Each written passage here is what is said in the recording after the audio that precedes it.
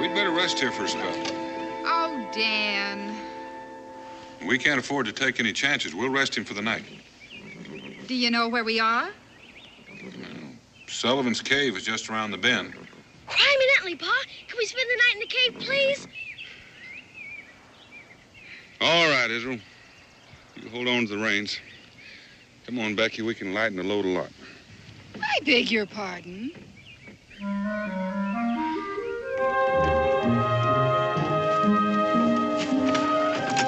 Whoa. Come on, boy. Come on.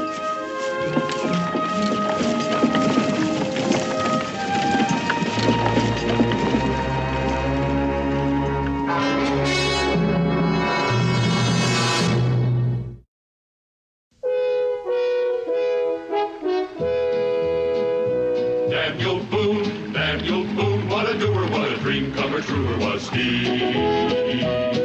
From the coonskin cap on the top of old Dan to the heel of his rawhide shoe, the ripidest, roaringest, fightingest man the frontier ever knew. Oh, Daniel Boone was a man, yes, a big man, with an eye like an eagle and as tall as a mountain was he. Oh, Daniel Boone was a man, yes, a big man, and he fought for America to make all Americans free. Daniel Boone was a doer, what a dream comer, truer was he. Daniel Boone, Daniel Boone.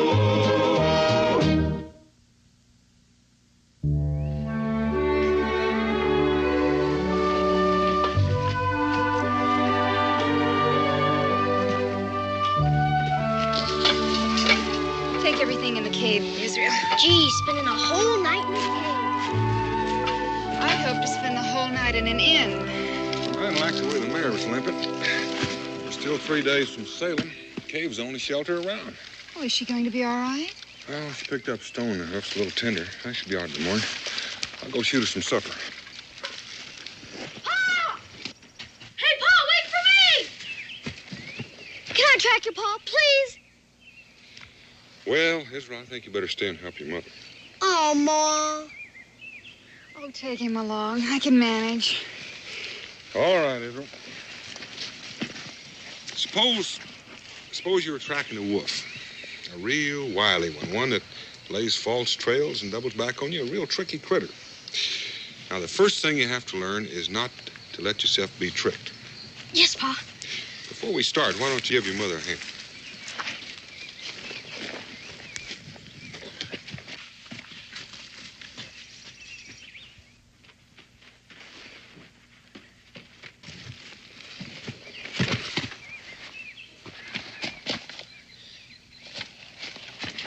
Your father's as wily as any wolf. Oh, gee whiz. Thanks, Ma. Gee, thanks.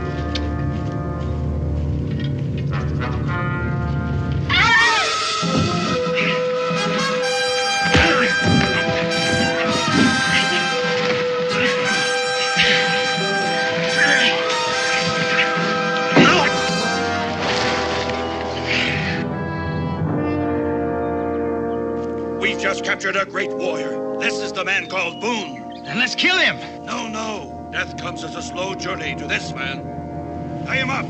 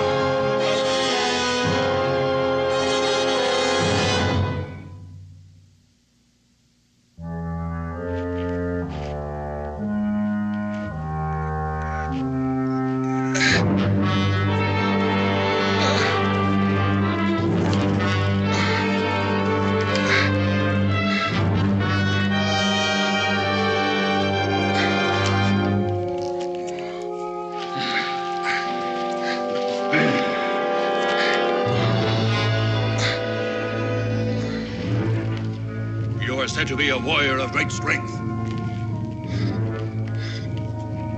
It'll be interesting to see how long it takes before you weaken and choke yourself to death. Come, let's start the game.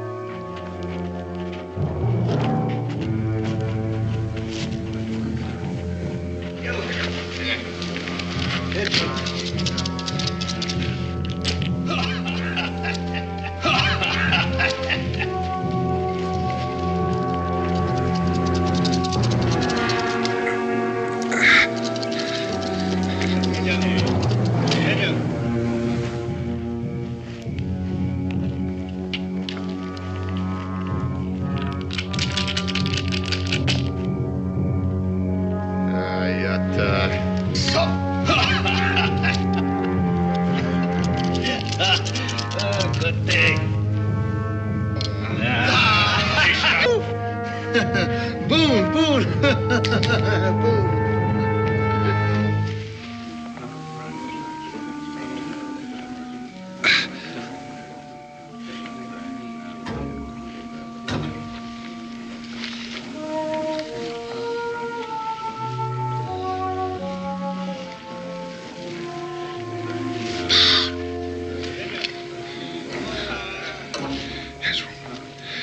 Get out of here quick.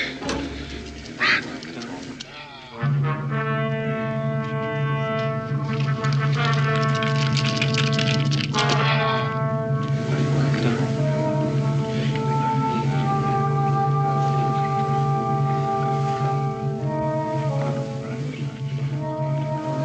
Water. Water.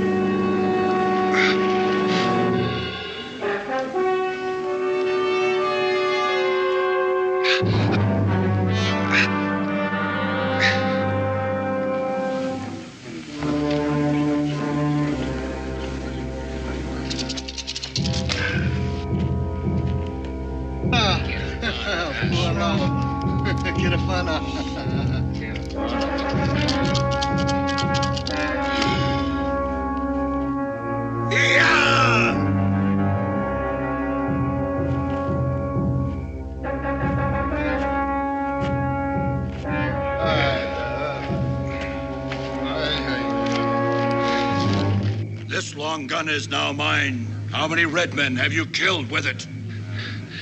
Haven't seemed not near enough. Well, I'll kill a lot of white men with it. You won't kill anybody until you get gunpowder.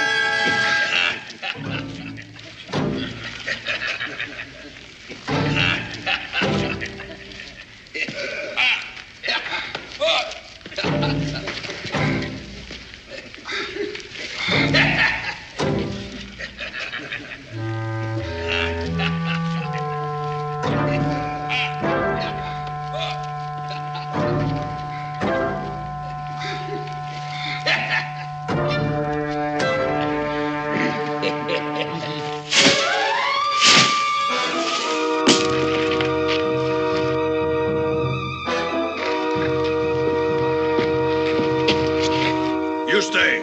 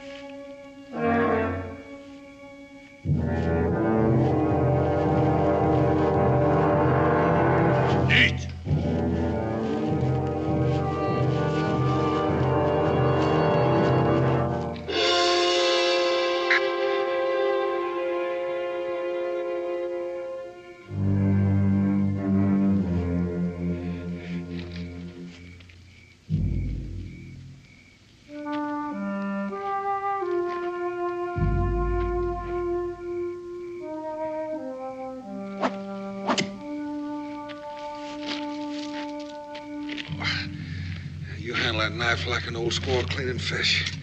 But I can cut your throat. Well, a good knife thrower can hit a moving target at 20 paces.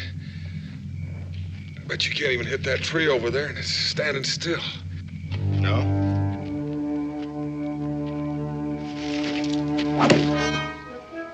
Next time it will be you.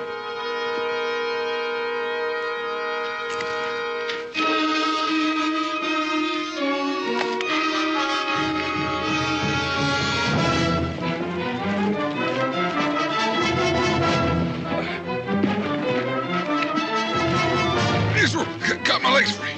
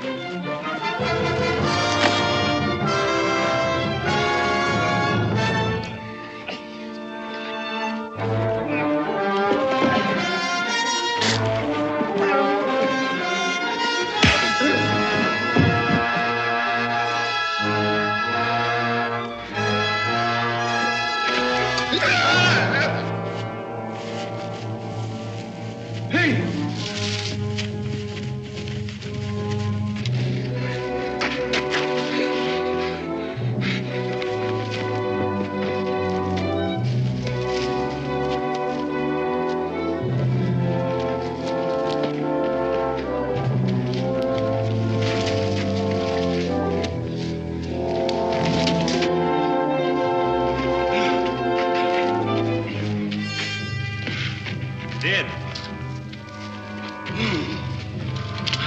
Small boy.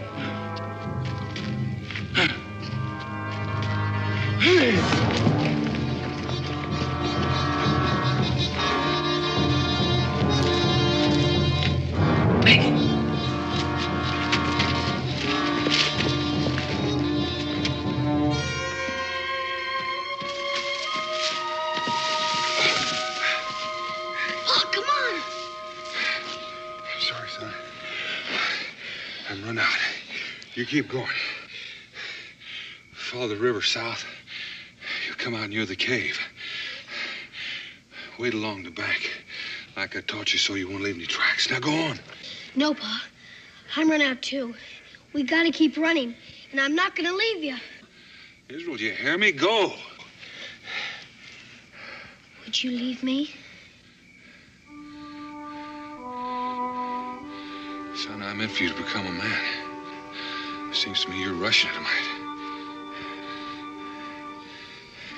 Those rocks up there. Maybe we can hide in them. Yeah, it could be. Shape we're in, we're not going to be able to outrun them.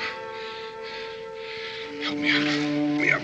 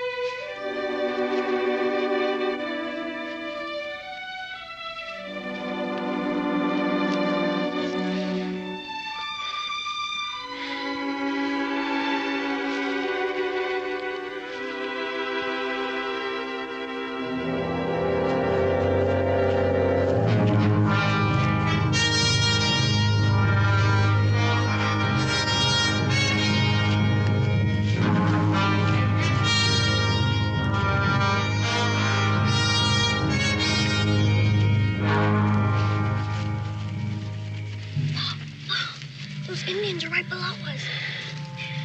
Are you all right? Yep. I think those Shawnees stretch my arms a foot. We'd best travel. I can't.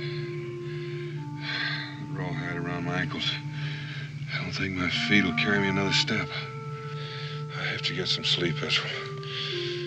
I have to. These rocks will hide us for the night. Besides, they can't do much tracking in the dark. By morning, they should be far enough away that we'll be able to make it back. For the night's sleep, we'll be able to make it. Now, you get some rest too, Ezra. Sure, Pa.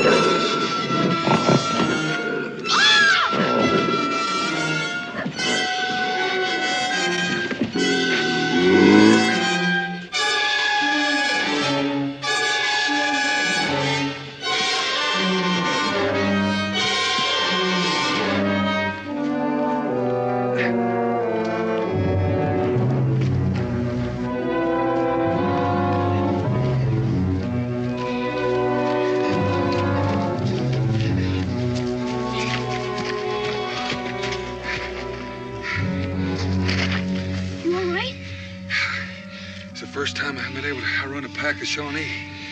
Could we try to make it back to the cave? I can't. They're still too close. Israel, if we can split them up, maybe we can pick them off one at a time. Come on, son.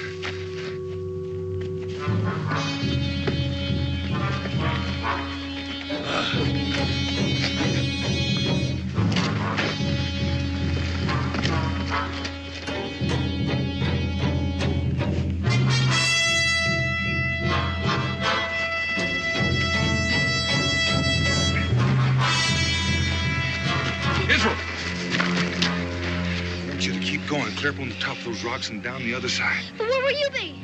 I'm gonna make some tracks and double back. I'll be waiting for you.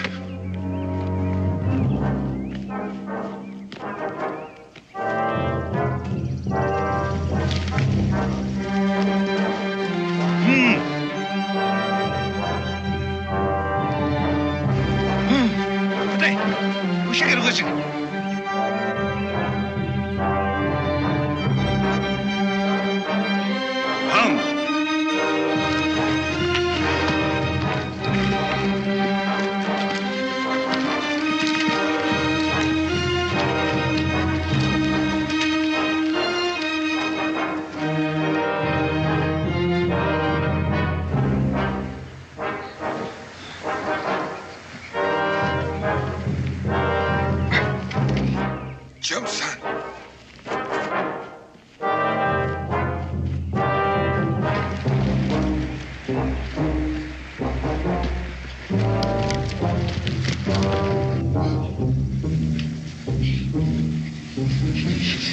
Israel. What are you gonna do with that? Get us rid of a couple of Indians. I'm gonna need your help. What do you want me to do? I want you to... Oh, it's too risky. Ain't you the one that says risk nothing, gain nothing? All right, son. I want you to stand out there till those two can see you. And when they do, run on past and hide behind that ledge. Sure, Pa.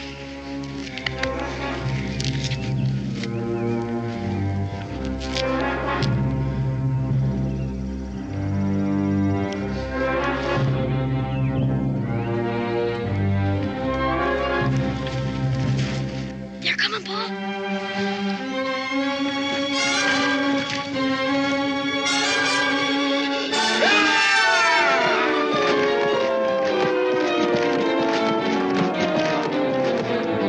Come on, son.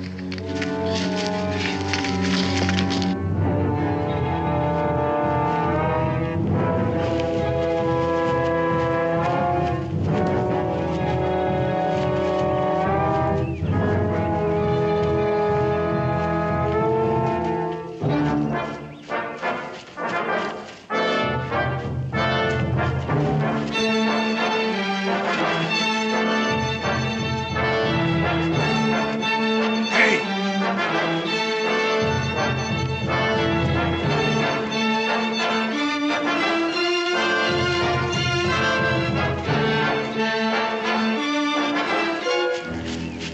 Oh, I gotta get my breath.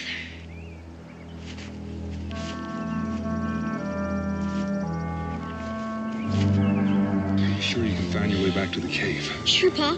But where will you be? I'll be all right. I want you to climb up in that tree, and I want you to keep quiet until you're sure they've passed you by.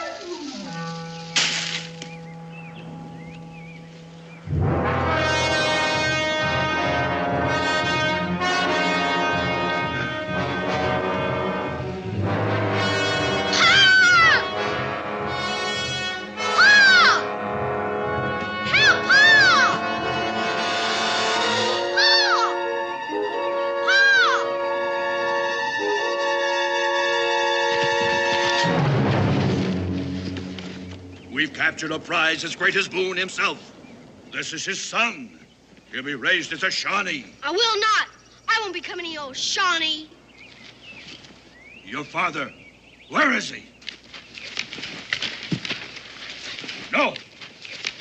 He has much courage. He'll grow into a fine brave.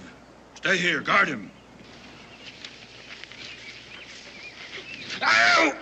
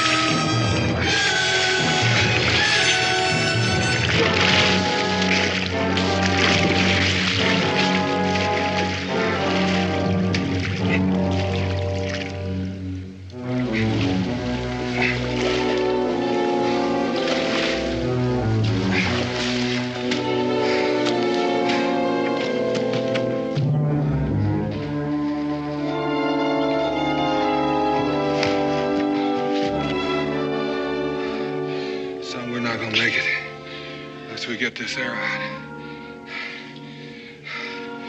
I'll cut the head off, you yank the shaft out.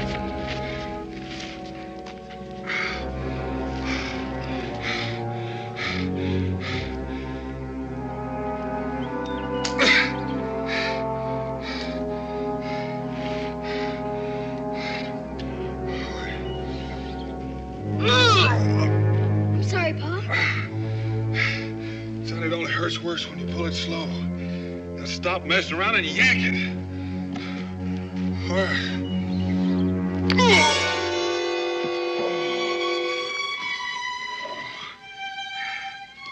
It's lost to stop the bleeding.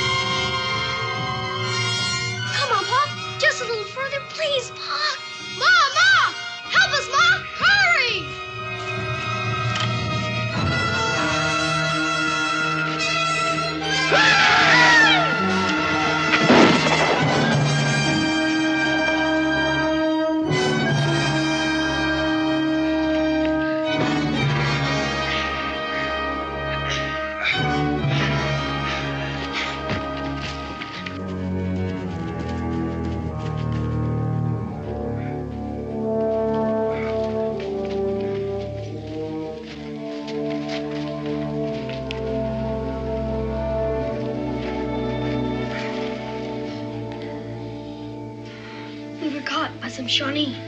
Becky, the rifle. I'll get it.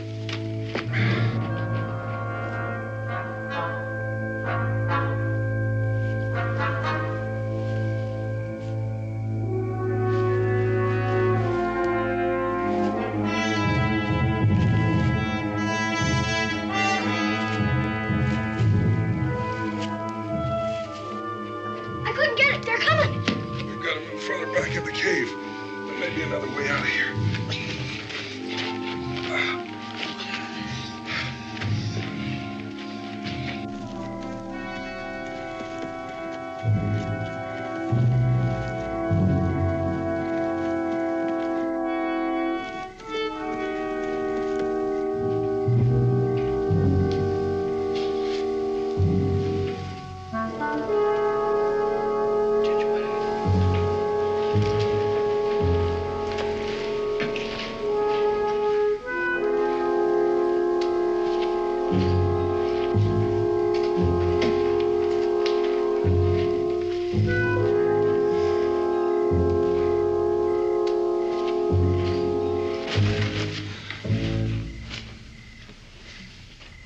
Which way, Dan? I reckon it don't make much difference. At least it'll split them. This one.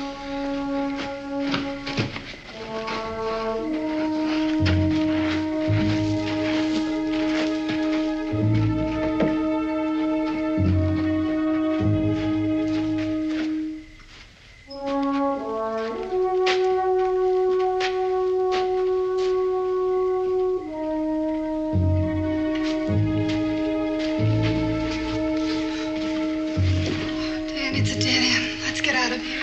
It's too late. What are we gonna do, Pa? Well, only one will come down that passageway. I'll wait for him. You can't. You can't. I'll be all right, Becky. You better talk to Israel, just in case.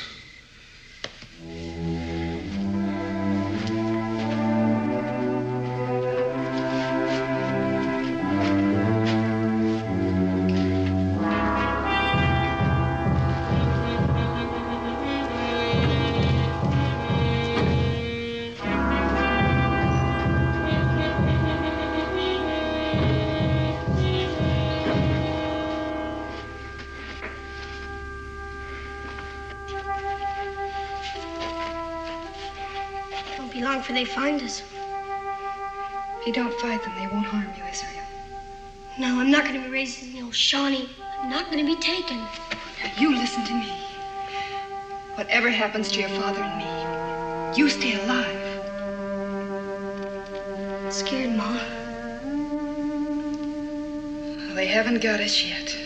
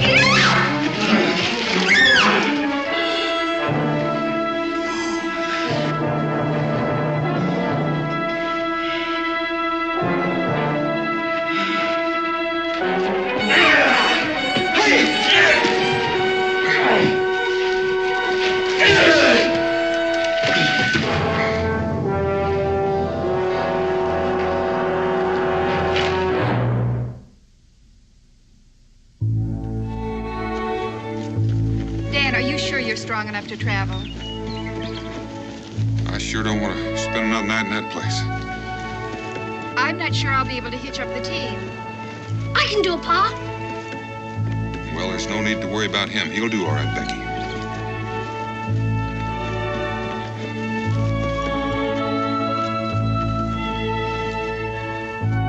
Get up. Come on.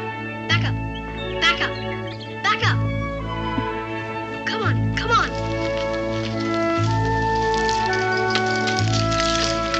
Looks like he's done a fine job. I told you didn't have to worry, Becky. Howdy, Pa. I got a place for you to lay down back here, and the team's all fixed up. Well, now, Israel, you've done a real good job.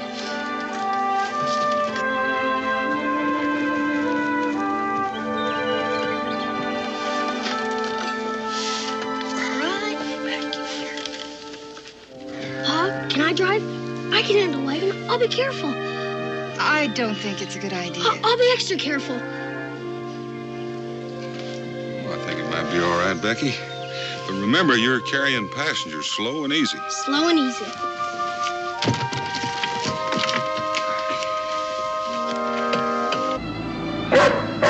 My horse has been stolen by Indians. I think they're still following me. Isn't there a settlement nearby? Can you hear me? I know. I've startled you. Coming up on you quickly in the night this way. Oh, but you won't hurt me. I know that. It's just that I'm lost and I wouldn't hurt you or your master. I'm lost and I'm very hungry and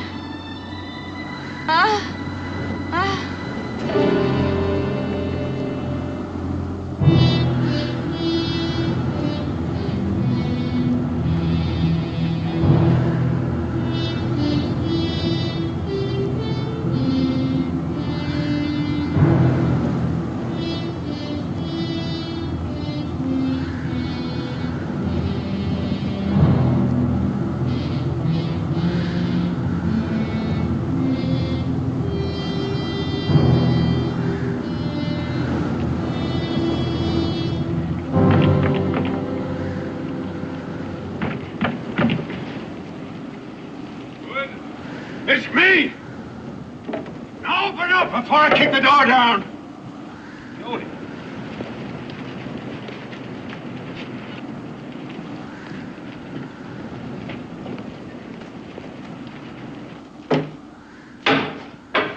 Dan?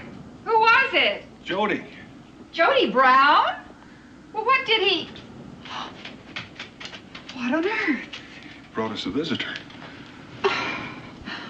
Oh, bring her in here.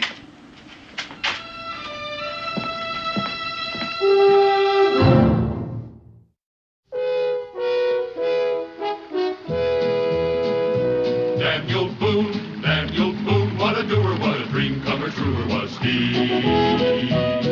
From the coonskin cap on the top of old Dan to the heel of his rawhide shoe, the rippin'est, roaring'est, fighting'est man the frontier ever knew. Oh, Daniel Boone was a man, yes, a big man, with an eye like an eagle and as tall as a mountain was he. Oh, Daniel Boone was a man, yes, a big man, and he fought for America to make all Americans free. Daniel Boone was a doer, what a dream comer truer was he. Daniel Boone, Daniel Boone.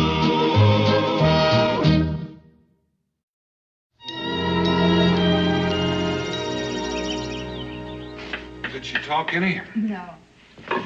She's not from these parts, though. Her dress is town bought. What's left of it, anyway? The mystery to me is how Jody Brown happened to bring her here. I wish I got a look at him. You know, she isn't really hurt outside of some bruises. But I've never seen anyone so worn out. Well, I guess I'd best go talk to Jody.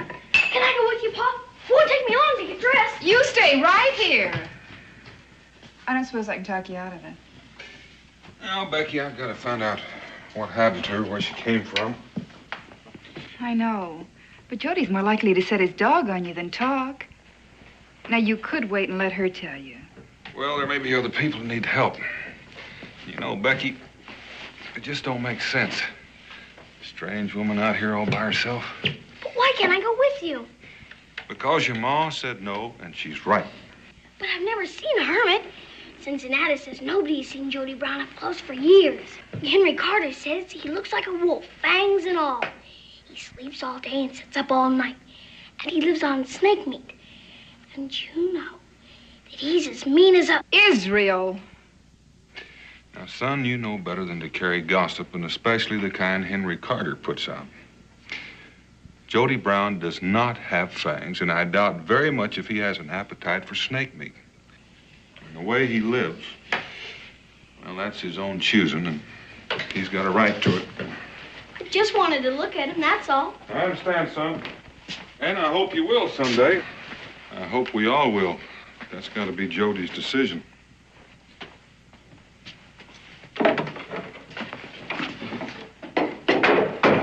What? Why do you suppose Jody Brown sleeps in that little hut and won't let anybody near him? Oh, I think, dear, because he feels he can't face up to people. Because he's so ugly? No. He wasn't always the way he is now. As I recall, he was a fine-looking man. What happened?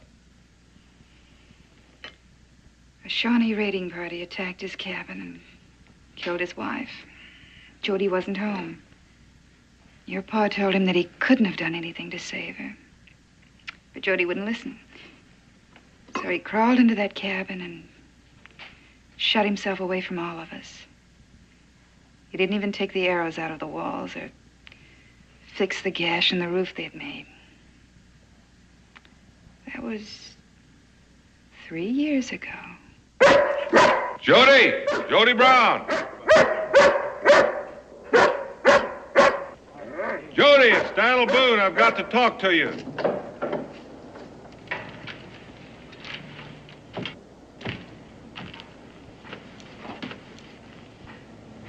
What have you got to then, but make it fast? Can't you temper this hound some? Ah!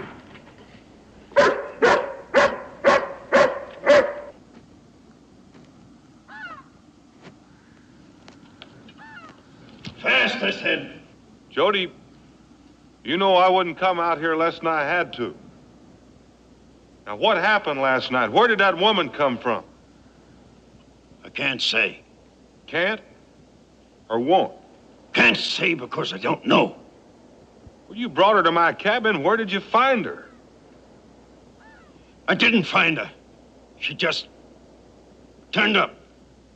Jody, you've shut yourself off out here, and whether I like it or not, I've got to respect it.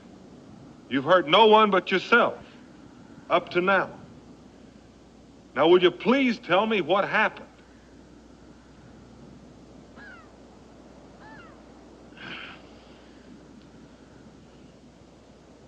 She came out of the wood yonder. It was just before first light, it was. The hound set to hollering and woke me up. I sure didn't have any idea it was a woman. Said she was lost. And then she kept right on coming. Up to here. By the time I got outside, she passed out. Well, did you see anyone else around? Was she alone? Not as far as I know. I didn't look for anyone. I just carried her directly to your place. And that's all there was to it. Well, how did she get that far without your hound jumping her? I don't know. I can't make sense of it. The dog, he just... I don't know.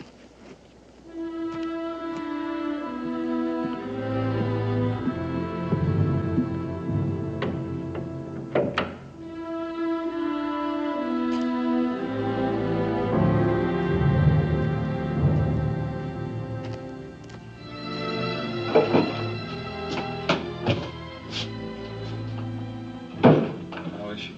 She seems to be resting comfortably. Did you see Jody, Pa? Yeah, I did. Well, what do you have to say? Well, he told me all he knew. Which is much more than we already knew. Well, I wouldn't plague her with questions, Dan, until she's stronger. Oh, it's perfectly all right. Oh, Here, let me help you. Thank you.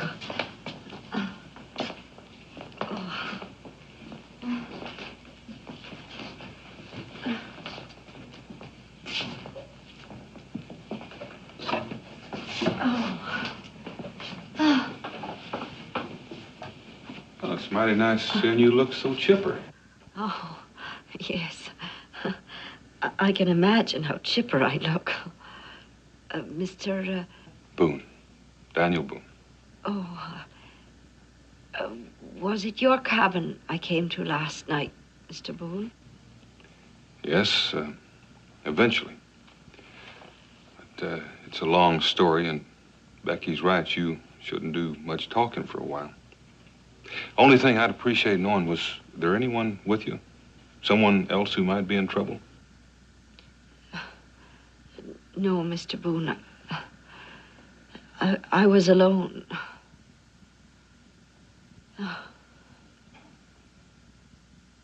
Daniel Boone.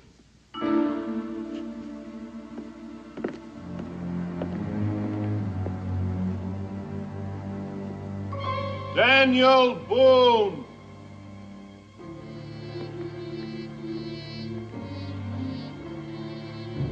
They're Creeks, aren't they? I know one of them. He's the chief's eldest son. I'm going out there and talk to him. You keep an eye on the conversation.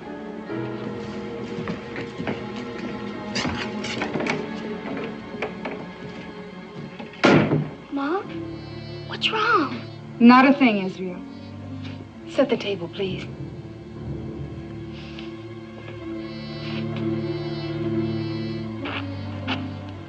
It is good to see Daniel Boone once again. Well, Daniel Boone is honored that you think so. Tachi, how have you been? Well, this brave is called Kaweta. Welcome. Would you like to come inside for some hot food? We cannot stay. We came only to return the horse to its owner. I don't think offhand that I've ever seen this horse before. 3 days ago, we saw a woman riding on this horse. She was afraid of us and rode away fast. She was torn from the saddle by a tree branch. We tried to help, but she ran. We did not want you to think we had stolen the horse. Oh, I would never have thought that. And I want to thank you for all the trouble you've gone to. Tachi, I thought most of the braves are still on the winter hunt. It is true. Kawita and I were called back from the hunt by my father. Some kind of trouble? The kind of trouble that comes when the young men are away. A wild beast has been attacking our village. 3 of our tribe have been killed. What kind of beast? So far, I've seen only his tracks. It is a cat of some sort, a large one. We will catch and kill him and then return to the hunt for food. Well, Tachi, I've seen you track off enough to know that you don't need my help. If there's anything I can do, I'd be pleased. Thank you.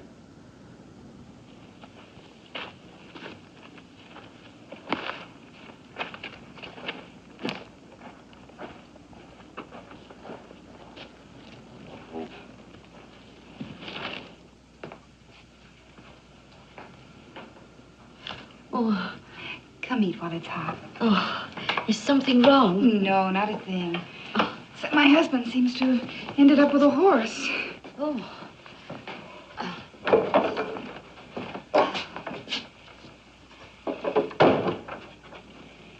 This look familiar? Oh, who brought it? It's Creek Braves. They brought your horse, too. Indians? Did you ever run in with the Indians? Oh, let the girl eat, both of you. Let's all eat. I've spent most of my life in the company of these 2 books. Meals included. The Bible and the New England Primer. You're from New England? Yes, Israel, Connecticut. What's a primer? Israel, not now. No, it's all right. A primer, Israel, is the Bible of the classroom. I'm a school teacher by profession. A school teacher? Well, a school teacher's what everybody in Boonesboro wishes for most. Really? Well, almost everybody.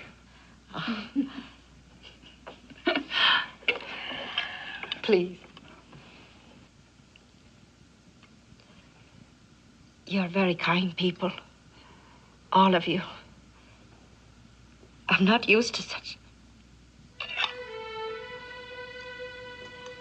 Beats me how anybody can be scared of Indians and not scared of Jody Brown's dog. Of what? We'll discuss it later.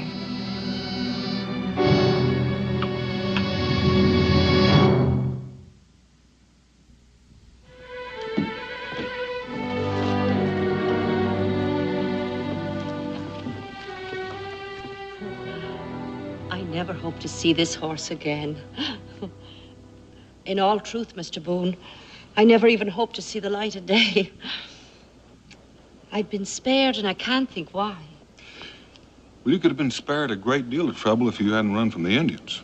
You must have been wandering in these woods for at least a couple of days. But I still don't understand. I was told that Indians would kill me and steal what little I had. Well, in time of war, they might. But we happen to be at peace with the Creeks. Of course, you had no way of knowing that. Well, I should have. I can see now. I was wrong to believe the judgment of others. If we treat each other as if we were always at war, we might all wander in the woods forever. Oh, I'm sorry for the lecture. That's a bad habit of mine. Faith, how'd you happen to be riding the wilderness trail all by yourself? Well, I was part of a wagon caravan going to Virginia. But there was some trouble. Oh, it was just a misunderstanding, really. But they chose to think otherwise. Well, one of the men was kind enough to set me on the trail to Boonesboro. I hope perhaps I could make a place for myself. Well, a lot of us here have done just that. Mr. Boone. Daniel. Oh, thank you. Do you suppose someone in your settlement could use a good horse? Well, there's always someone. You mentioned Cincinnatus. Yes, he's a friend of mine. I thought maybe I'd speak to him about a room for you, if you're sure you want to stay with us a while longer. Oh, I'm sure. Perhaps when you go to the fort, you could see the horse gets a good master. Let me see what I can do.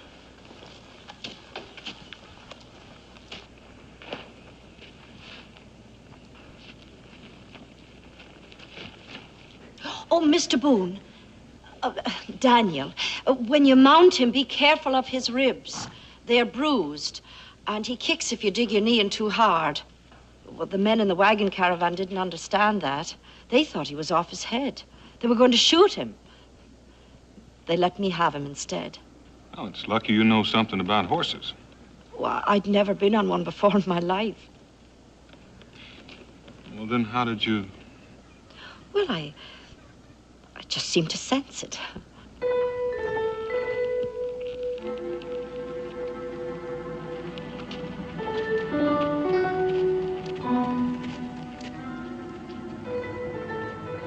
Oh, you fool.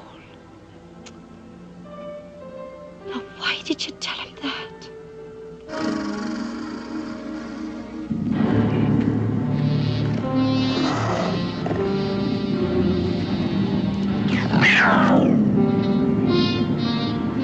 The cat doth. The cat doth play, and after slay. Doth. It's just a different word for saying does. Well, go on, Israel. You're doing very well. The dog will bite a thief at night. Miss Faith, was Jody Brown's dog asleep when you got there the other night? No. But then I wasn't a thief, was I? Israel, what comes after the letter D? E. Cincinnati says he's a hermit, and Henry Carter says he sleeps all day and sits up all night. But Pa says I oughtn't to carry tales. Well, your pa's right. Israel, you're supposed to be showing Miss Faith how well you can read. Shorty knows what a busybody you are.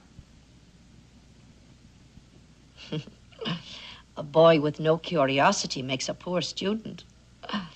From what I can see, Israel is an excellent one. You're very lucky, Rebecca. Thank you, Faith. Just wish you'd waited till the boy was out of the room to say that. Oh, if you two ladies would like to talk, I'd be happy to leave. Well, I haven't got a bell to ring, but school's out for the day, Israel. Thank you. I'll see you later. Yes, you're very lucky, Rebecca. This man, Jody Brown, I think I ought to go and tell him how grateful I am. Jody's not the kind of man to accept someone's gratitude. It must be lonely for him. Where does he live? Faith, Dan's tried. Everyone's tried. Yes, but I really think I should.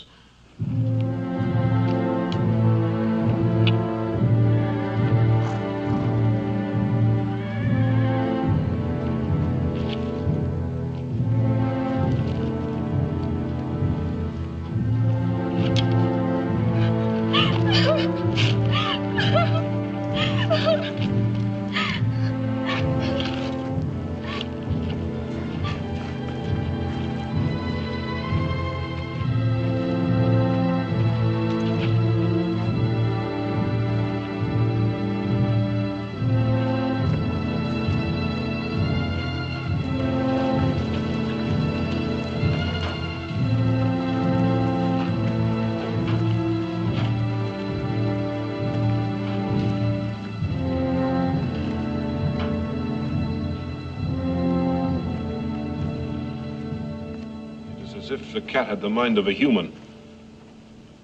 I've hunted many cats, but never one that could see through brush as thick as that.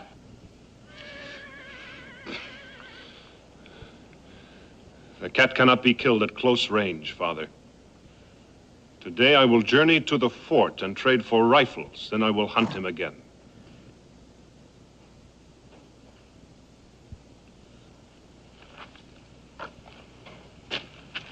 You have not told your father everything.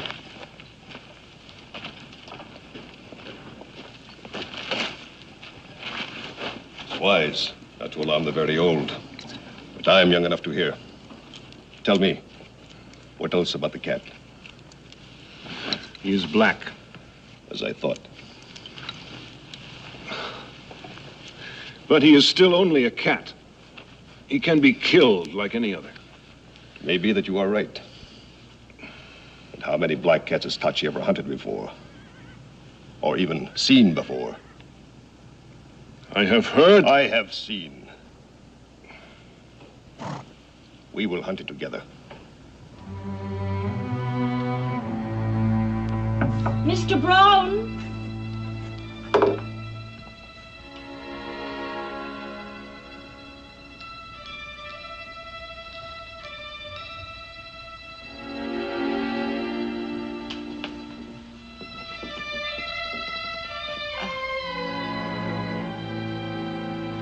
Go away!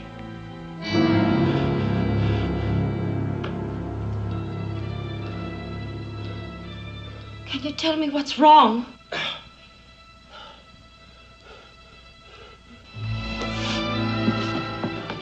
Are you sick?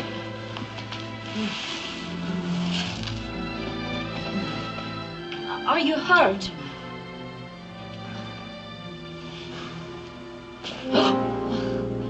Oh, you're burning hot as a stove. Got a room, I guess. Worse, maybe.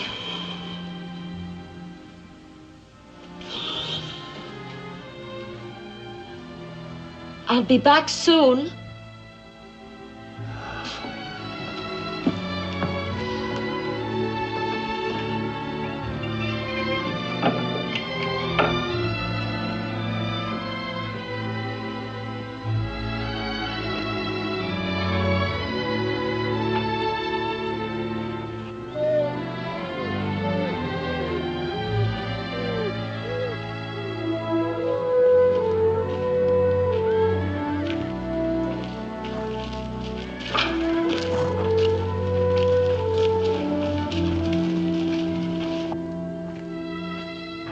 There.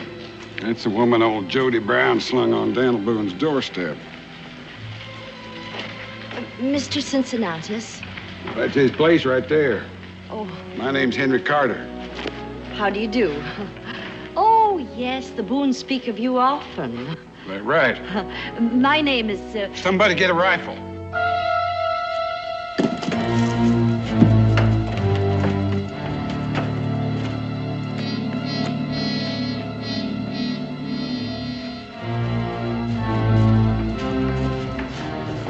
Oh, he must have followed me in. Now go on back. Your master's sick and he shouldn't be left alone. Go on. Oh, all right. I won't be long. He won't hurt you. Now, you sit right there and wait.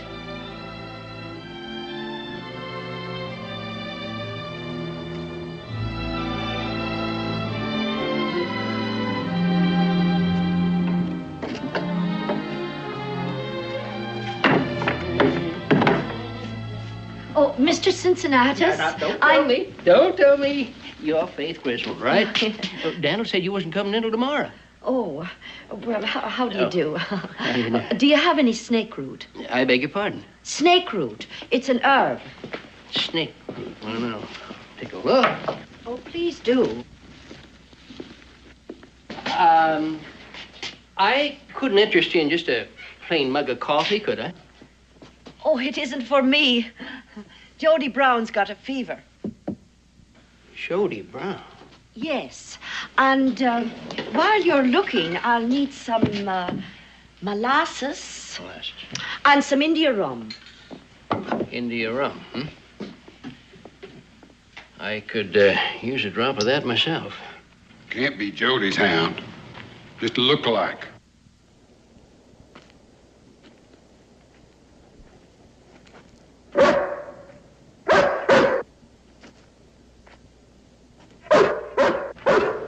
Great suffering devils.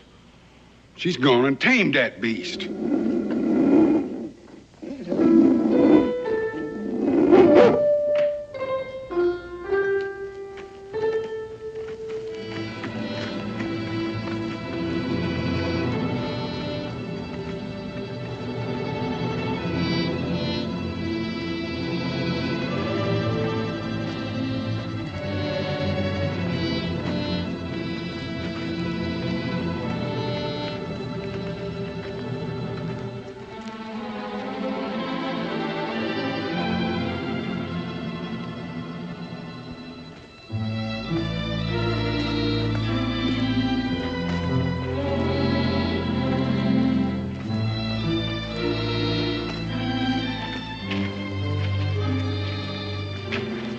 Seen this sort of thing before. It's called animal magnetism. Ain't more than a dozen people in the whole world got it. But when they do, ain't a beast in creation can touch them.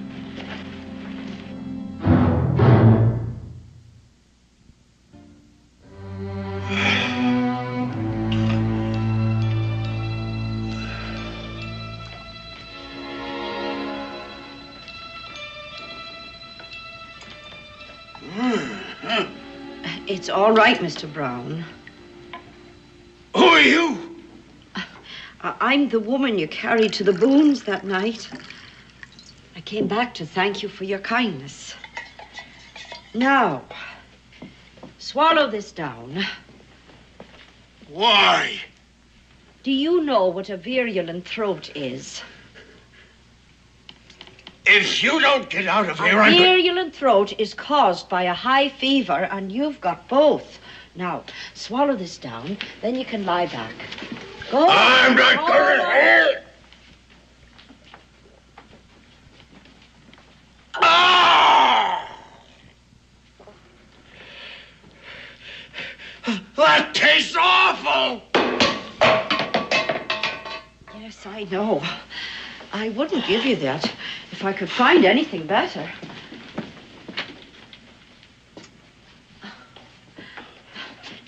This place looks like a battlefield.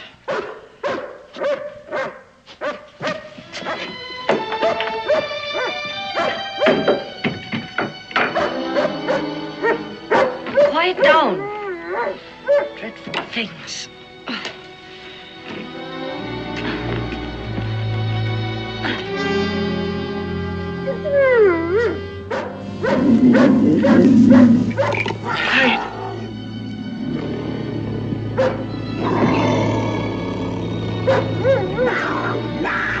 Sit down.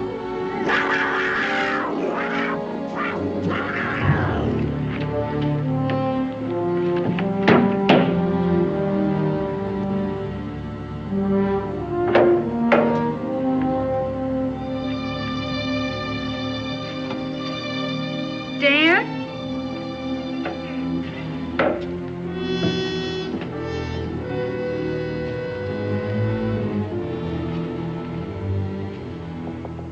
Creeks want to have a talk.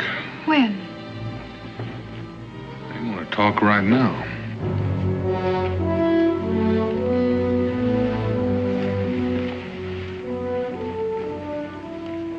We ask favor of Daniel Boone. Without his help, we are in grave danger.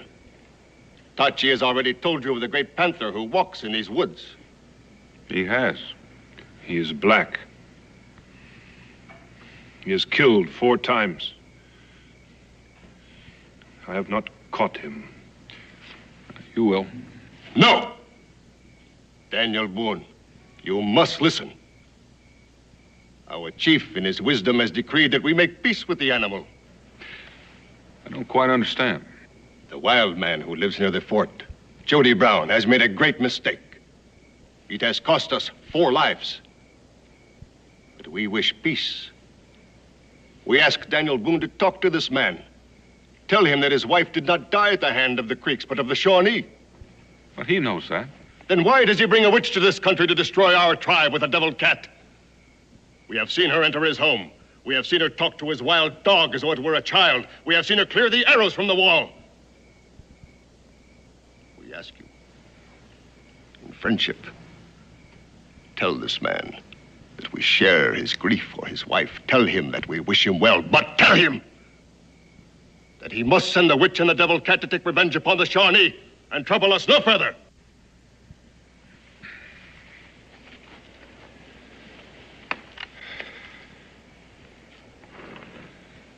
I wish no quarrel with the council. But that woman is not a witch. And that cat is not a devil. We should all hunt him together. That is my answer. Daniel Boone has listened. We have listened.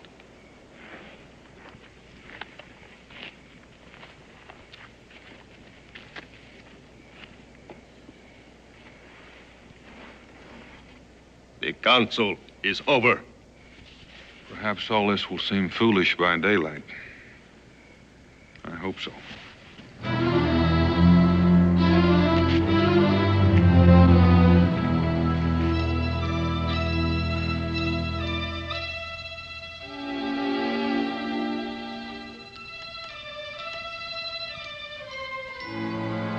You again. Me again? You've been a very sick man, Mr. Brown. It's a wonder to me you survived such a fever. Thank the Lord, it broke last night. You've been resting easy all the morning. You had no call to come here. Well, that may be true, but I did. I couldn't leave you to die here. It would have been a blessing. Now, that is a sinful thing to say, Jody Brown. For a little old slip of a woman, you talk mighty loud. Well, temper's a good sign. You're getting back your strength. Oh, dear.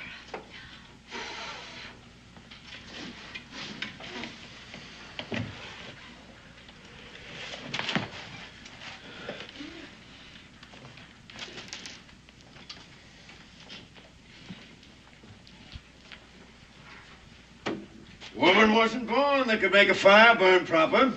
But man wasn't born that couldn't. The trouble with this fire is the only one that's at least trying to make it burn is a woman. No fire'll draw right. Unless it has 3 good logs. Oh, I'll try to remember that, Mr. Brown.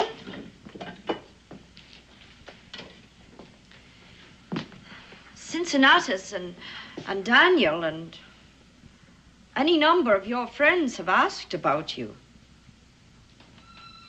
I'm sure you know they want you to come back to them. Don't you sermonize. And don't you feel sorry for me. Oh, I don't. I envy you. Your people want you. You belong somewhere. You have a place to go. I was cast out of my home, my town. There was a petition. I don't want to hear about it. But there's nobody else I can talk to who would understand. The petition said, blighted, profane, unblessed, born evil. All because I have a way with animals. There was a fox in my town and a horse in the wagon caravan and now your dog. Suddenly, people that had known me declared that I was unfit to teach little children. Well, I don't know why animals don't hurt me. I just wish I had that kind of a way with people. Oh, I have no right to bore you with my troubles. Well, now that you can do for yourself, I'll let you be. You won't be coming back again, will you?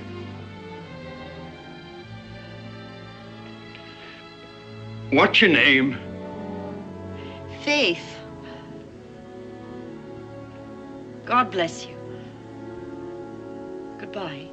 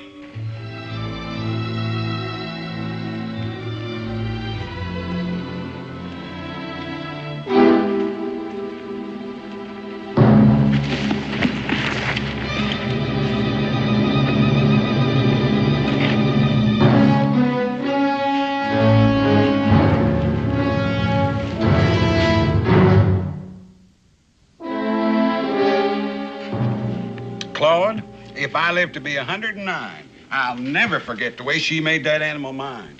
Now, I have personally seen that dog chase a grizzly bear halfway back to Florida. And that was when he was a pup. Cincinnatus, am I lying? Oh, I've never heard you tell a lie before, Henry. Should say not. And the reason for that is that when that tongue of yours starts working, these ears of mine stop. Dan, I hear tell you been out tracking that there panther. Well, tell me, Henry. Did I get him? Got you that time. Ran a little low on shot. Never knowed you'd do that for, Daniel. Well, he's not an easy target, but he's slowing down a little bit. I think he's getting careless backtracking. How's Faith getting along? Faith? Well, ain't she still out to your place? How many rifles did Tachi trade for? Oh, just 2. Daniel, you don't think them engines? I don't want to. Well, she could still be up at Jody Brown's. You know, he could have took worse or something. Well, let's hope she is. Meantime, you better keep all this to yourself. I'll be back one way or another.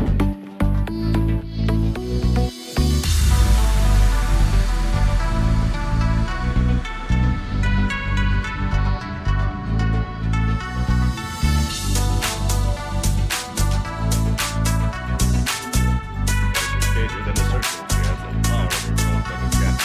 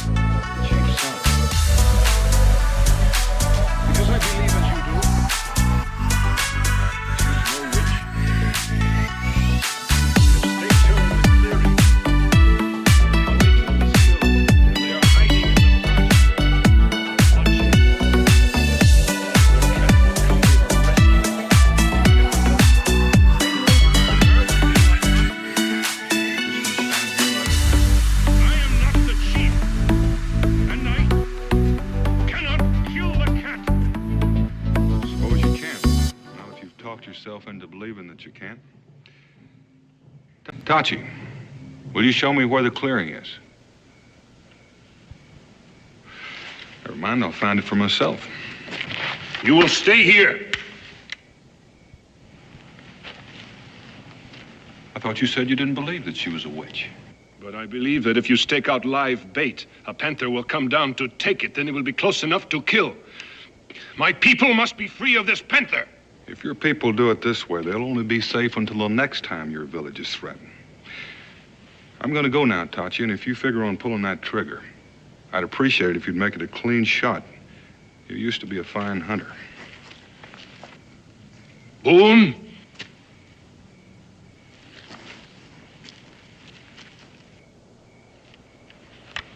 Follow me. All of you.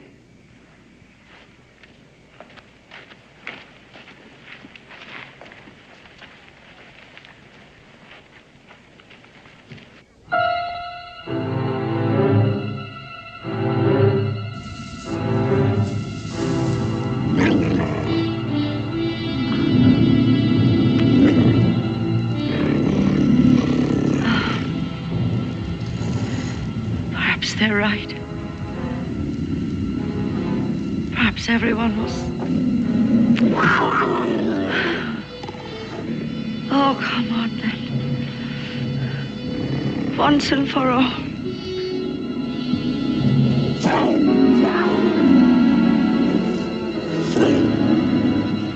Over here! Come on! Yeah!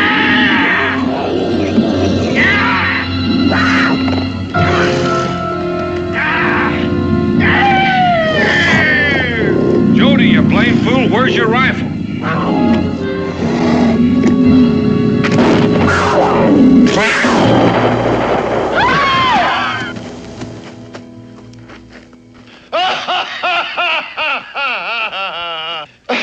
Can you beat that?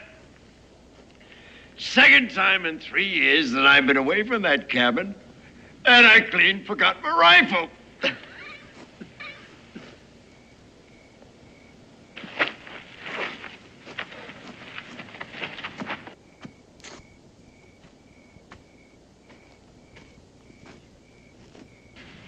He took a lot of killing. But he died like any other cat. And the woman lives. Does she not? I have eyes.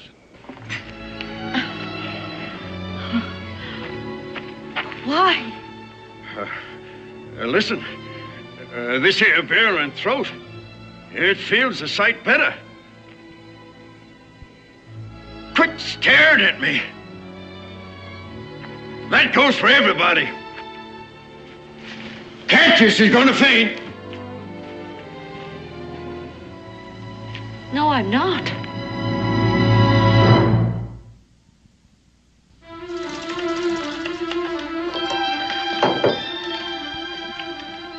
Did you really have a council meeting with that old chief? Mm-hmm. Do you know that Henry Carter says he's more than 500 years old? And he hasn't said a thing for more than 200 years. Well, now, you know that's not exactly true. Matter of fact, he said something yesterday. What did he say? Well, he said something about public spankings for Henry Carter and all the other gossips in Kentucky. Wasn't so much what he said, but the devilish way he said it.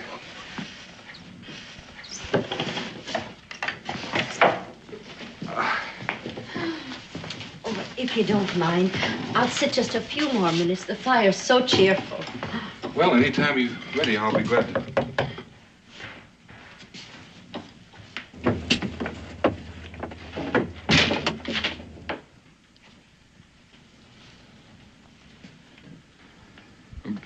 Jody.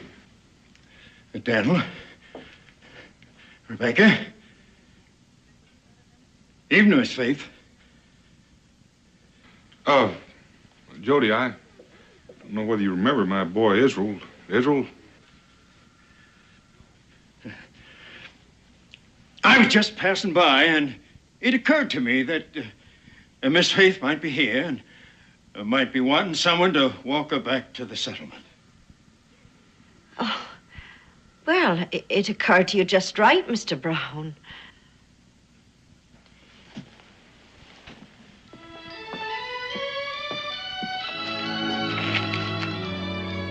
you all tomorrow.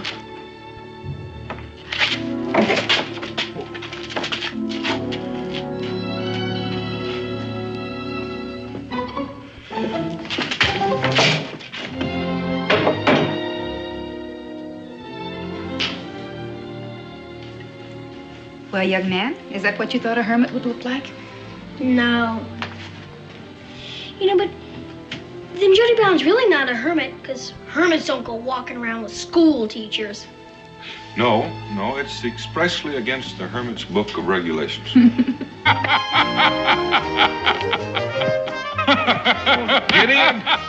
Hey, you old hoss! How have you been? How are things in the North Country? Oh, not too bad, not too... Say, are you still pretty good with that old thing?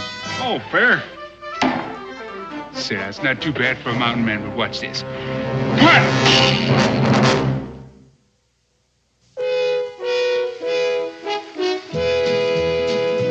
Daniel Boone, what a doer, what a dream comer truer was he.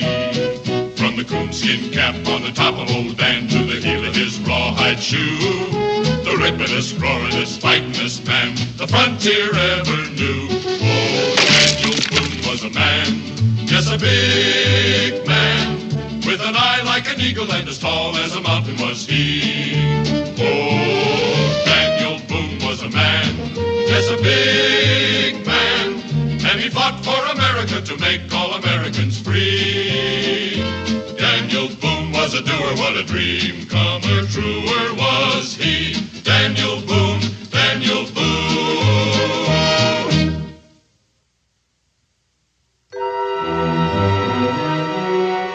Now, I'm right sorry, Daniel. I thought you was Injun. Besides, I met this fella over to the Cumberland the other day, and he figured I belonged up a tree, so I thought I'd try one out. Well, I wish you'd have tried it on him instead of me. Well, I aimed to. I truly did. But before I could get around to it, something came over me, and I kicked him smack in the crick. All right, boy, you can come on down now and stop your sulking. I got a surprise for you. Come on, come on. There we go. Oh, yes, sir. Well, now, don't tell me that's little Daniel. Sure he is. Oh, will you just look at that growl face. Dear me, ain't he riled? Ain't no use making up to me if you're gonna put me in a tree every time there's a mite of trouble. Oh, ain't he a caution? You see, he figured to whoop himself a few Injuns with an axe I gave him, but I wouldn't let him. Where's your manners, boy? Howdy. I'm real pleased to meet you. Likewise, little Daniel.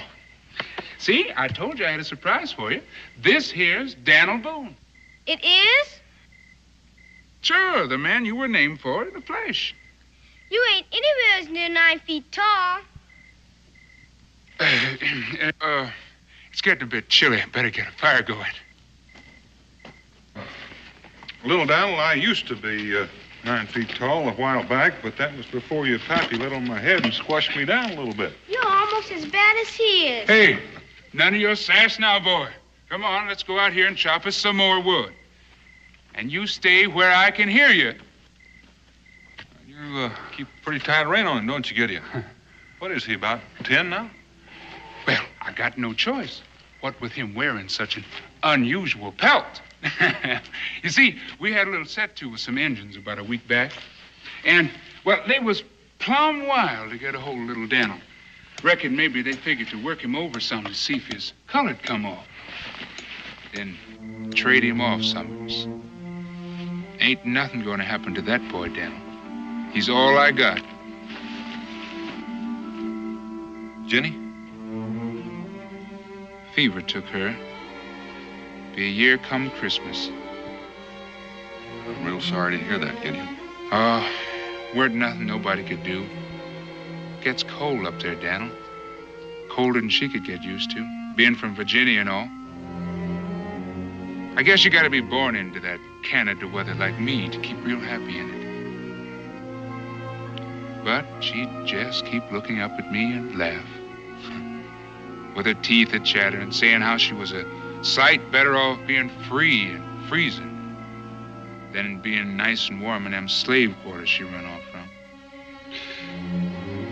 She left you a mighty fine-looking boy. Got her eyes and her spunk. I reckon he'll make out all right. This enough wood, Pa? Yeah, that'll do fine for a start. You can handle an axe real well, little Daniel. It wasn't nothing. He's uncommon handy with them traps, too. I've been teaching him since he was a tyke. But what about you, Hoss? How's Israel and Rebecca? Oh, they're fine. They'd be pleased to see you two. Unless you have other plans. But you still haven't told me what you're doing so far from home. Well, truth be told, we was coming to see you. See, them lobster-backed fur companies have been trapping our land terrible thin. Tell them what we found the last time we checked our traps up home. You mean that beaver in the red coat and three-cornered hat while offering us a pinch of snuff? That's the one. What about him? You two fellas been talking to each other too long. You better hurry on into Boonesboro with me. Go get the pack and get some victuals out of them. We'll have some dinner, huh? See, you know, I got a real hankering for some clean territory. In fact, if you was interested, I had a notion you and me could start some new. Well, I'd like that fine, Gideon. You know, I've been doing some mapping for the government. Now, I don't know whether you're going to believe this or not, but I found some places where you need a broom to sweep the beaver out of your path. You recollect the winter for that first rendezvous? Why, you and me weren't much older than this here youngin'. You should have seen it, boy. There was so many beaver that the Cherokee was giving us trade goods to cart 'em off. They didn't hardly have a place to lay their heads before we'd helped 'em out. Why, they were plumb grateful. I surely do wish I could have seen it. Yeah, so do I, boy. Even so, Hoss, you got to admit it was pretty good in them days. Still is. Still a lot of good trapping country left. Clean as man could want. I tell you what we'll do. We'll come on into Boonesboro as soon as we collect our traps. Shouldn't take us more than a day. See, I've got a notion. Little Daniel, why don't you come on in with me, and that way you'd get a chance to get acquainted with Israel. Can I, Pa? Well, never mind, Gideon. It's just an idea. Oh, no offense, Daniel, but this is Injun country. Aw, please. I won't let him out of my sight. Sure you can go, boy. Well, your pa's got no more sense than a pea hen. Well, I recollect the time I took little Israel out of fishing when he weren't no more than 5 or 6. We must have been gone a couple of days. And you not turning a hair. Well, I knew he was safe with you as he was with me. Of course he was. You mean I can go? Sure you can go, boy, but that's not until morning. Now we got a guest for dinner, and we're going to need some more wood for the fire. So, come on. Go get us some more wood. And don't you forget what I told you.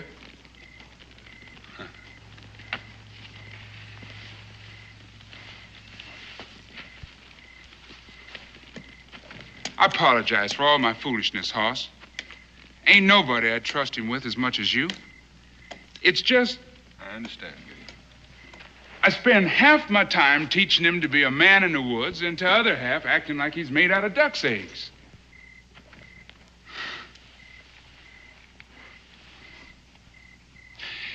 You gotta understand how it was with Jenny and me.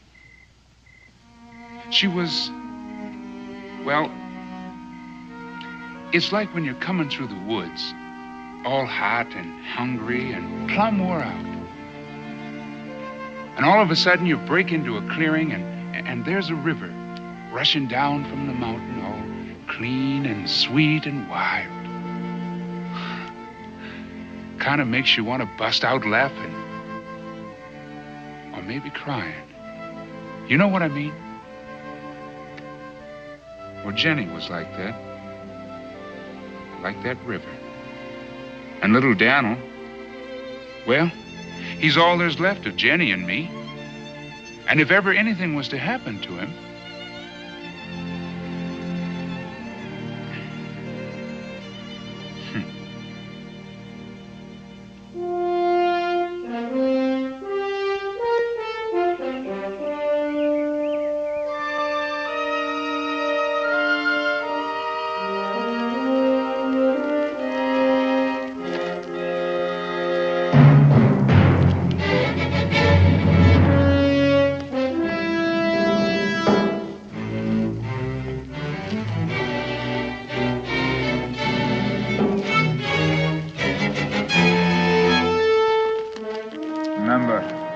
shoot only the man.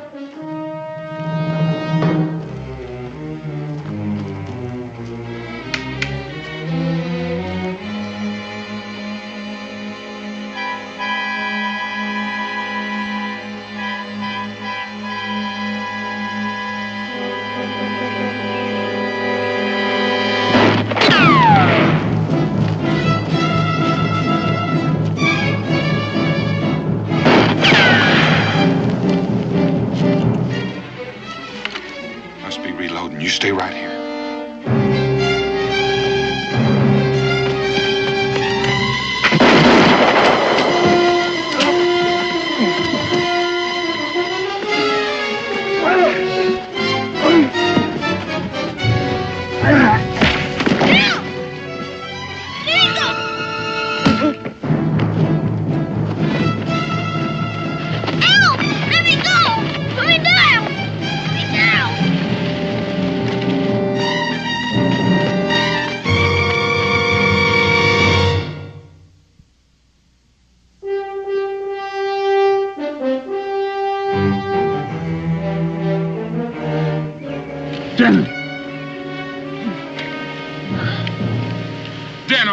Daniel, where is he? Where is he, Daniel? Where is he? Where is he, boy? Winnebagos. 3 of them. Well, did they kill him? Where is he? Chummy. Took little Daniel. Dear sweet Lord above. Get in, wait. Wait! I trusted you, Boone. I trusted you with my... Ain't no time for that now. I got to find my boy. Get in. Leave me be, Daniel. I got to find my son. I'm coming with you. You sure you want to come with me, Hoss? Because if I find them Injuns, and if they've hurt my son, maybe you want to be a good far piece away from me.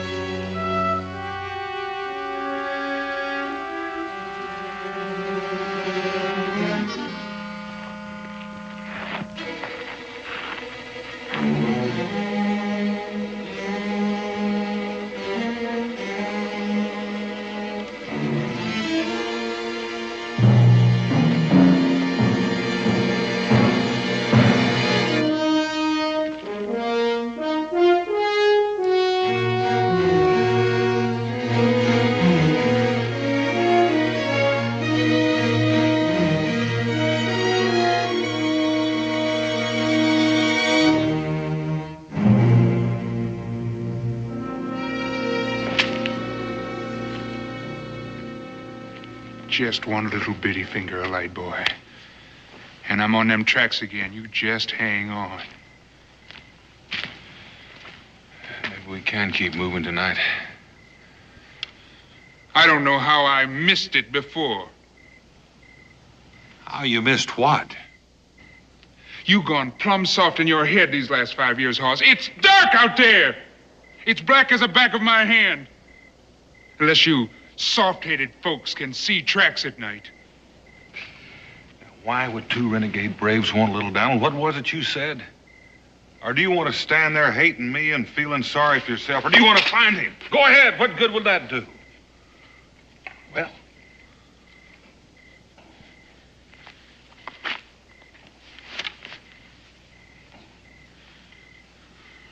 they got no place of their own.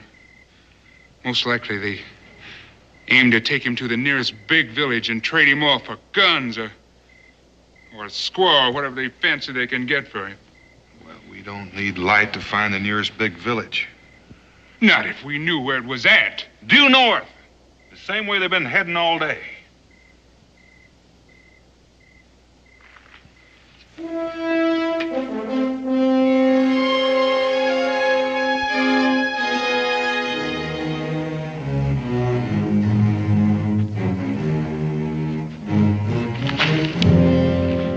Where is he? Where's my boy? We tied him up last night.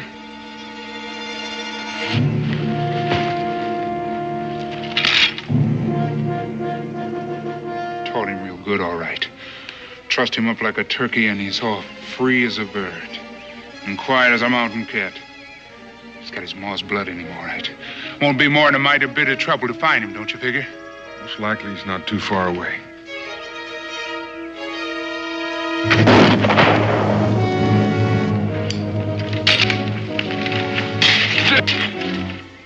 They took my boy. They didn't hurt him.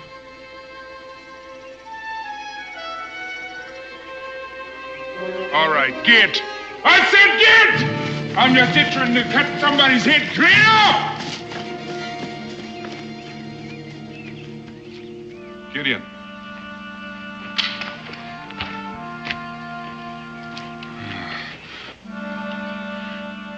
You just keep planting them feet in a nice soft ground, boy, and your paw's gonna be right along.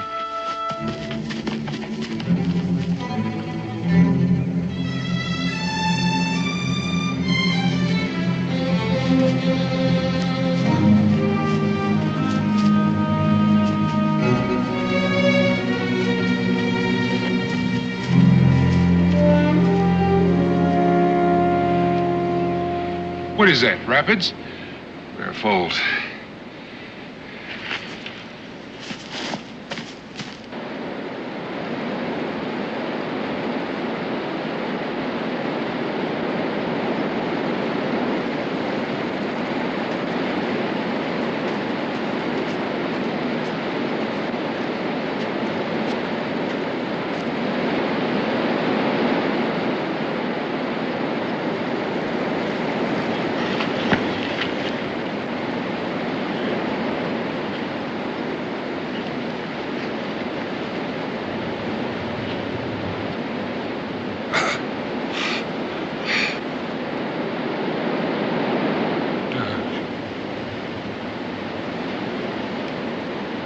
It was too dark looking, black boy. Dead. In the big white water.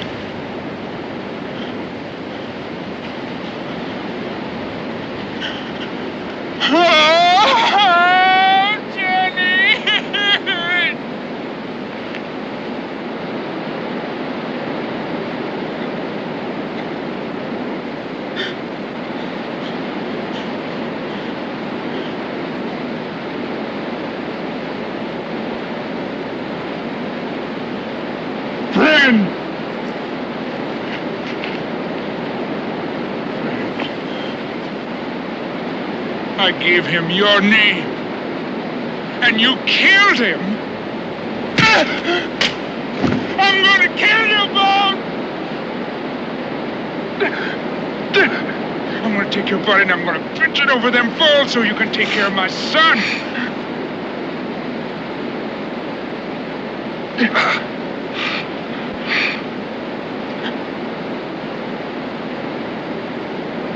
I've got to find his body.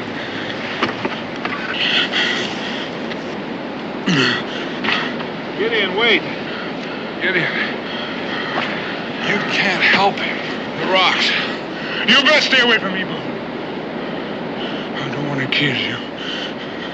And I ain't right sure I can stop myself next time. Rocks. I said you ain't following me no more.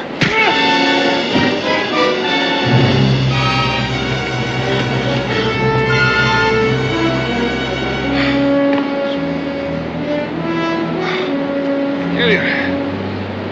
Wait.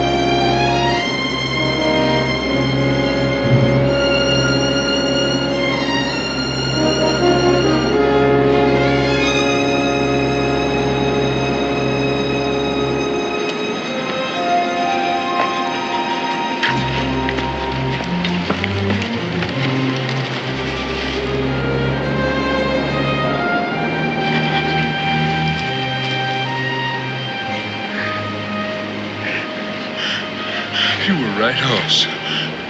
There ain't nothing left to find.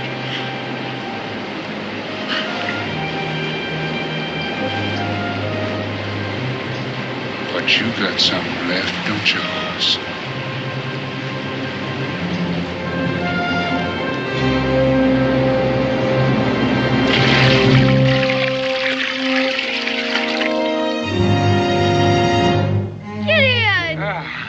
Israel Boone, just look at you. Why, you're nigh as big as your paw. Say, where is that old polecat anyway? I ain't seen him in nigh on to 5 years.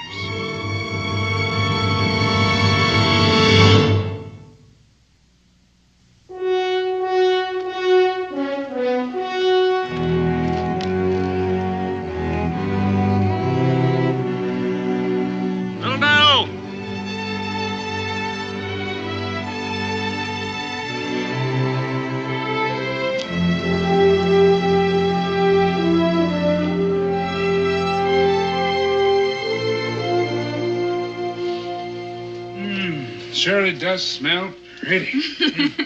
It'll be ready in a minute. Maybe Dan will be here in time to eat with us. Oh, he'll be so happy to see you again. Where is that old horse, anyways? He's on a mapping trip. I expected him back yesterday, so he might come walking through that door any minute now. Yet again, you may end up eating his breakfast, too. Well, I can't say that I'd mind that too much. Matter of fact, I was lying out there in the woods come first light. Lying there with my eyes closed, just thinking about how I'm going to reach into my pack and get me a piece of that appetizing jerky I've been carrying with me for about 1,000 miles. When all of a sudden, a couple of bobcats come strolling right into my camp. I bet you can't guess what them varmints did. What? Well, they marched right up to my pack, took themselves a healthy sniff of my victuals, then they turned and looked at each other, shook their heads. Then they both looked back at me and kind of looked sorrowful. And I'll be dead burned if they didn't tear out of there holding their noses. I hope you brought some of that jerky along with you. What for? Well, sounds to me like a mighty good thing to have around the house. Scare off wild animals. Now, why didn't I think of that first? I bet I could have made myself rich, selling it around to the settlement and all. Step right up, ladies and gents. Get yourself a mite of old Gideon's putrefying jerky. Hang it in your windows, guaranteed to scare off bears, wolves, mountain lions, and hostile Indians. Oh, not to mention pesky neighbors. You know, it's your ma's fault if I don't get rich. How come? 'Cause it was just about then that I smelled her cooking your breakfast. And I'd run 10 miles in 20 minutes before I remember that jerky. Why, Gideon, Ma just started breakfast. That a fact? Reckon maybe it was her just a-thinking about cooking breakfast I smelled. Oh, Israel, you know you can't get the last word in with Gideon around. Go get dressed. You won't go away, will you? I'm gonna stick to you like a tick, boy. Don't you fret. He's growing up real nice. Thank you, Gideon. How's your family? Oh, good, real good. Wish you could see him. Oh, I wish I could, too. You know, Dan and I talk often about how wonderful it would be if you could bring them down here to live. Well, we'd like that, you know, Rebecca. Especially Jenny. But it wouldn't be too safe, not with Kentucky being right on top of Virginia and all. Me and little Daniel, we got papers of the government of Canada saying that we're freeborn subjects of the king. But with Jenny, it'd be a right chancy thing. Suppose you're right. Tell me, how is little Daniel? Well, he's a lot like Israel, I reckon. Growing up straight and clean and full of nonsense. In fact, if you was to paint him a little bit here and a little bit there, it'd be right hard to tell the difference between them.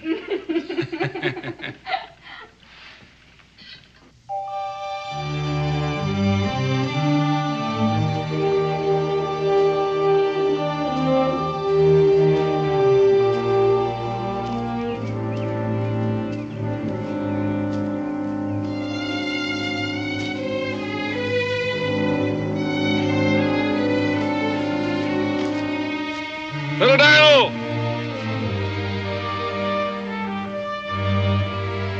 Little Daniel!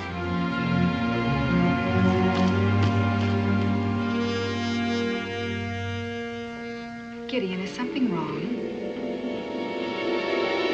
Gideon? Oh. Truth be told, Rebecca, I've been living so long on deer meat and river water. This here really gorgeous food you got has got me a little bit giddy. You should lie down.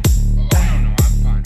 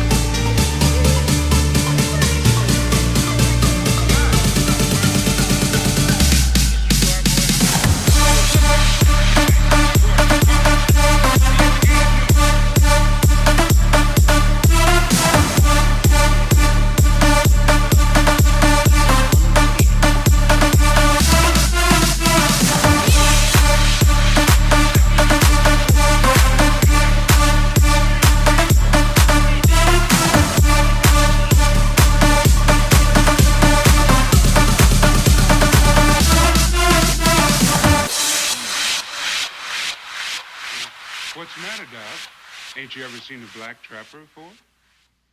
Well, well, no, can't say he's ever have. Well, the North Woods is full of them. Count of the canamoose meat.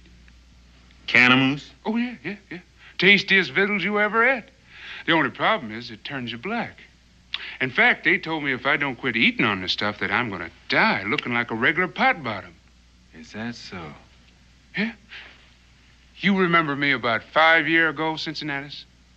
Surely do, yes, sir. Why, you were just as white as this here sack of flour. White. Yeah. Canamoose done it. Do tell. Huh. Canamoose, huh? Yeah. Get in. You shouldn't have done that. Why? See, you look plumb tuckered out. I am a mite tired. I've been traveling a good piece. Well, come on over here. I got something just to fix you up. And I'll tell you, it'll be on the house. It's so good to have you come back again, Gideon. Now, I'll join you.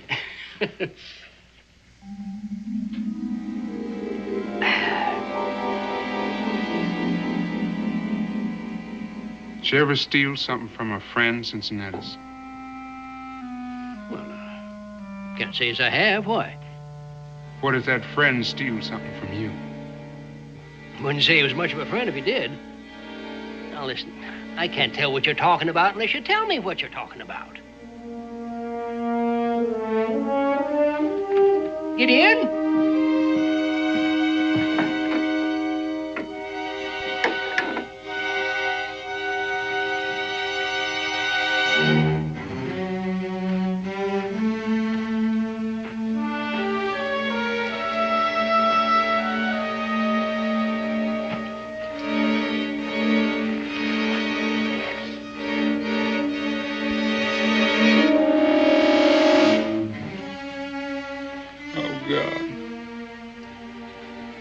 Just take this thing out of my head. Little Daniel screaming and falling and screaming, breaking his body on them rocks.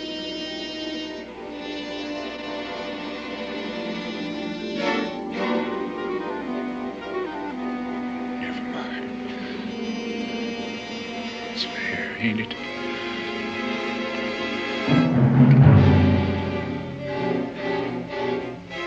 Ain't it fair? His boy for mine. Even trade. Eye for an eye.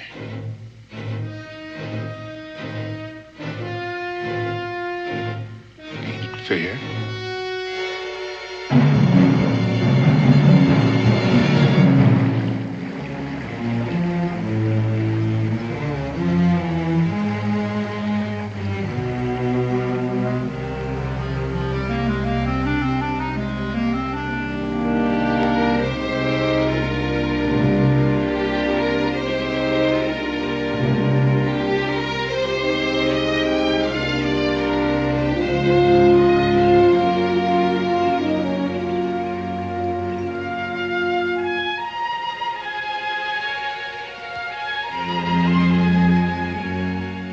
Keep yourself good and warm.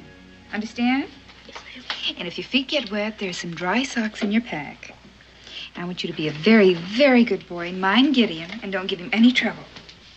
And when you see your pa, give him my love. Yes, ma'am. Come on, Israel. Let's get. Your pa's awaiting. Take good care of him, Gideon. Don't you worry, Rebecca. I'll see to him just like Daniel would see to my boy.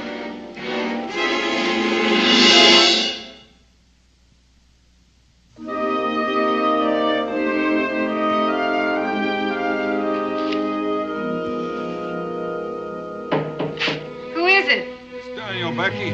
Dan. Open up. Oh, Dan, I'm so glad. What happened? Is that Gideon's boy? That's little Donald. He's all worn out. Well, where is... Oh, Dan, you're hurt. It's just a scratch, Becky. I don't understand. I thought... Where's Israel? He went to meet you. With Gideon? Of course. You sent him to fetch Israel, didn't you? It's just a misunderstanding about where we're to meet. He didn't happen to say where they were going. No, he didn't. Dan, there's something wrong, isn't there? Well, you know Gideon, Becky. It's just one of his jokes. I'll have everything straightened out and have Israel back before you know it. I'll get dressed and go with you. Oh, you just slow me down. We'll catch a little down. He's going to need some training. Well, we'll start right now. Everything's going to be all right, Becky. Now, go on.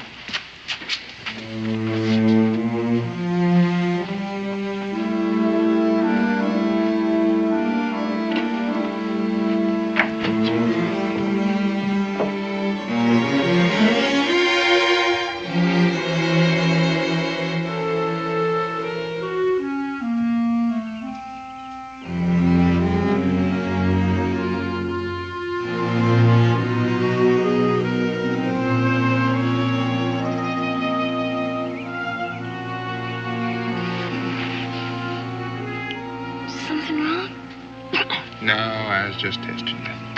What? Well, a man in the woods has got to sleep real light. Now, what if I was an Indian or a bear and you sleeping that hard? Well, I guess I'd scratch your back, you'd say thank you, and go on about your business.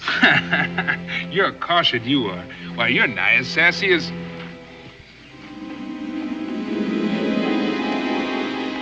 Something wrong? No, I'm all right. I'm just thinking on some little never-mind thing.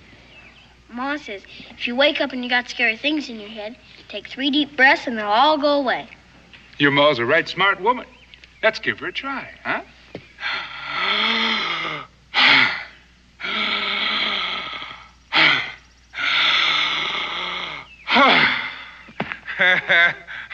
She was right. You know, my head's almost as empty as my belly. Want me to fix something? Pa showed me how quite a few times. That would be real fine. But make sure you make enough for everybody now. Hey, everybody, hurry on up. Joe, Pete, Sam, hurry up. Israel's making breakfast. Maybe I should make some extra. Ain't Pa and little Dan going to be here soon? Well, I got to tell you about that, boy. But first, let's get the victuals going and then make enough for you and me. Tell me about what? It's a little secret. Come on, little surprise. Let's get going.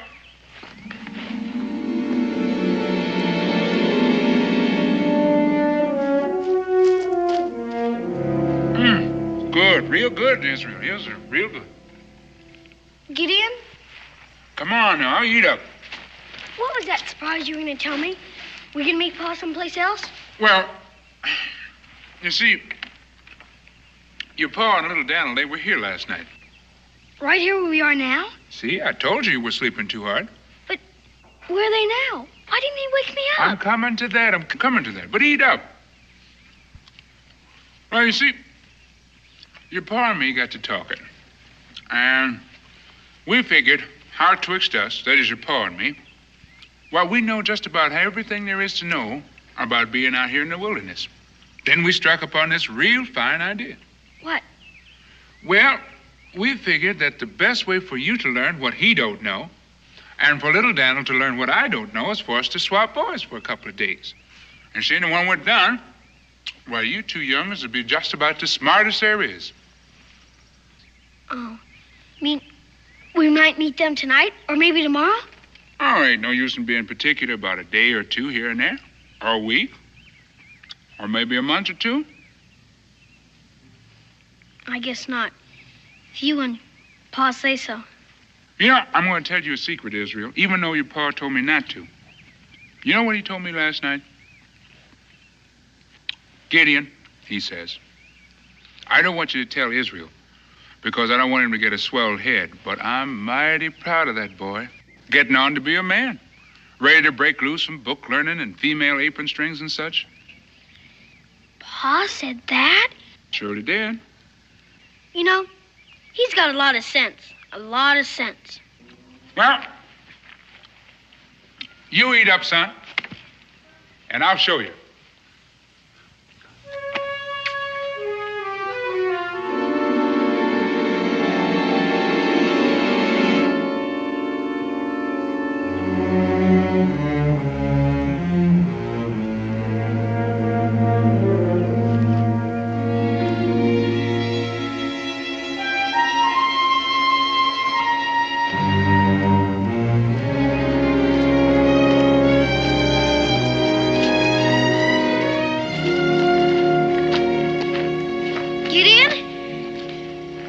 got to move fast and light in the woods, boy. Come on, let's get. Look, Gideon. What you want? Well, I thought maybe we could... We're still not very far from Boonesboro, are we? Not near far enough. Why? Well, I thought... I left something. Something very important. What was that?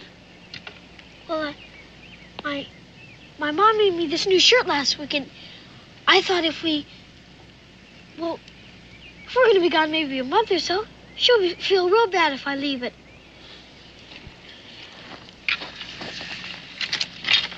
You homesick already, boy? Feels like your pa was wrong about you.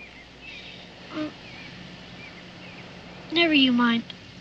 She'll probably get over it.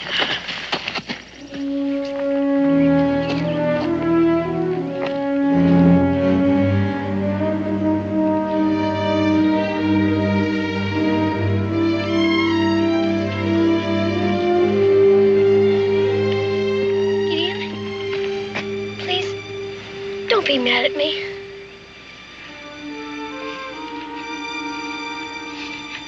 Let's go.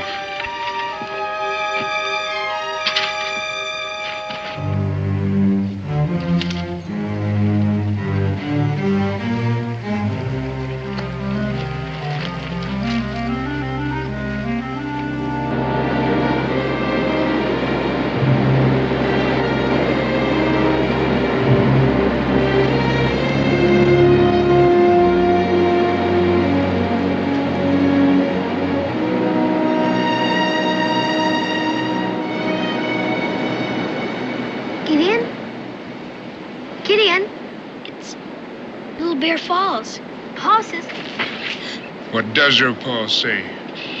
He says not to go near it. It's too dangerous. Funny, he never told me that. Oh, my boy. What did I do, Gideon? What's wrong? An eye for an eye, and a tooth for a tooth. That's right, ain't it? Ain't it?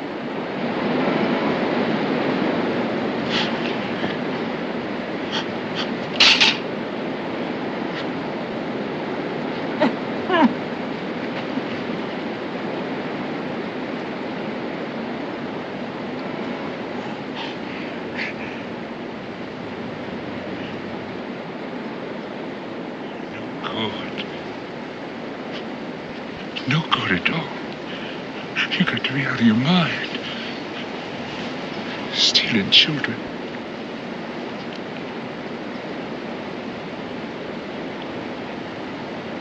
You want Daniel? There's only one way to get him back, and Jenny too. Only one way.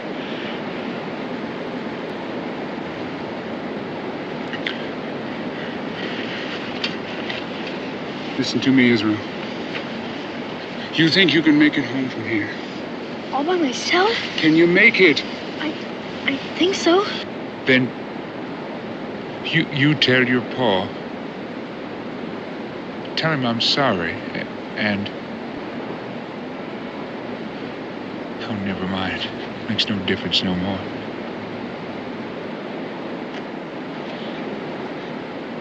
Goodbye, boy. Goodbye.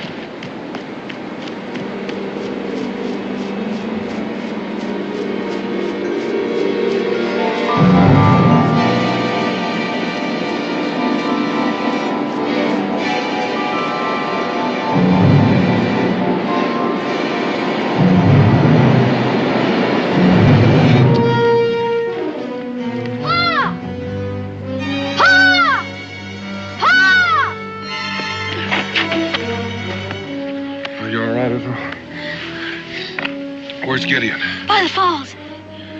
Falls? I know you're tired, son, but we've got to go back there. Can you do it? If you say so. We're going to have to hurry. Gideon's in trouble. Ain't nothing in this world I ain't done that I want to do.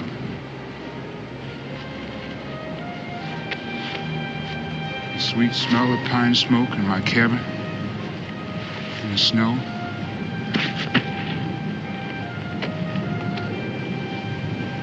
Had me the most loving woman in the whole world. Snuggled in the crook of my arm. Rocking the cradle I fixed myself. Singing to the child.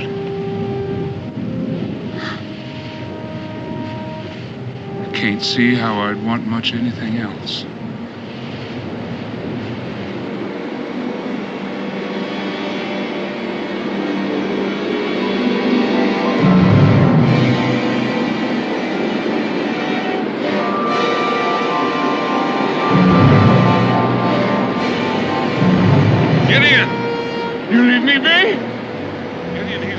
You leave me be! I found him. You're lying to me! No, he's alive. No, you're lying to me! Ah! Leave me be! Ah! Leave me be! Leave me be!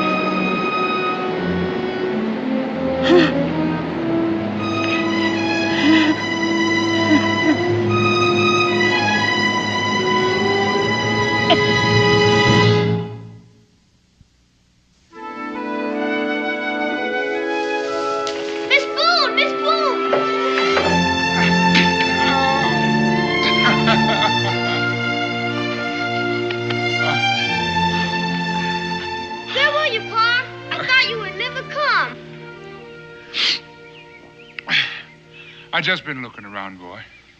Say, how would you like to live in these here parts? Might not be bad. Israel, I want you to meet Little Down. Howdy. Howdy. I heard about you. Same here. I heard you go to school. Now and then. You? Oh, some. Mostly hunting bears and such. You get much bears in these parts? Well, you know, we had a bear here that must have been about 10 feet tall. You should have seen him. He was so fierce that I just walked right up. I know you're skulking out there in the dark.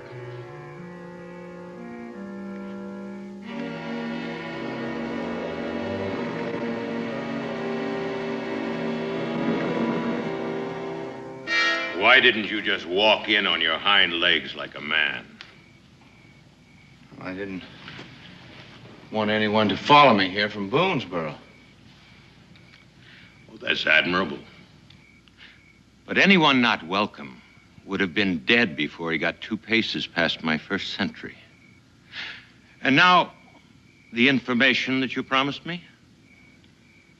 What about my $100? Well, you get it. If what you tell me is worth it. How do I know you'll pay? I guess you'll just have to trust me.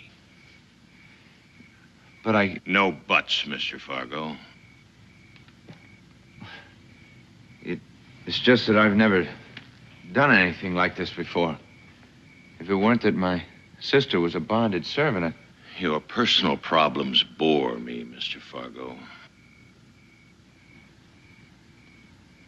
Well, I'll tell you this much. It's a shipment of arms and ammunition. How big a shipment? A full wagon load. And where and when? Look, you said if it was worth it. Well, you can see it is. Not until I know I can get my hands on it. Daniel Boone and his Indian friend are on their way to Salem Station to take delivery. Just the 2 of them? As far as I know. They can't be so stupid as to try to transport such a valuable prize without protection. Corbin! Looty! Mr. Amos Fargo will be our guest for a while. Mr. Decker, I gave you the information you wanted. Give me my money and just leave me alone. I just naturally don't trust you, Mr. Fargo. But when I get my hands on that cargo, you'll get your 30 pieces of silver. 30 pieces? It's the established price for selling out a friend.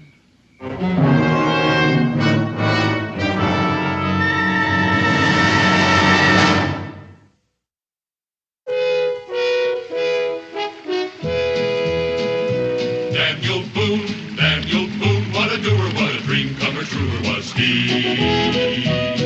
From the coonskin cap on the top top of old Dan to the heel of his rawhide shoe.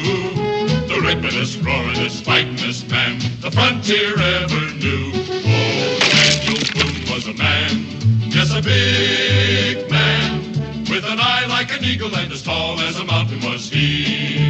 Oh, Daniel Boone was a man, yes, a big man, and he fought for America to make all Americans free.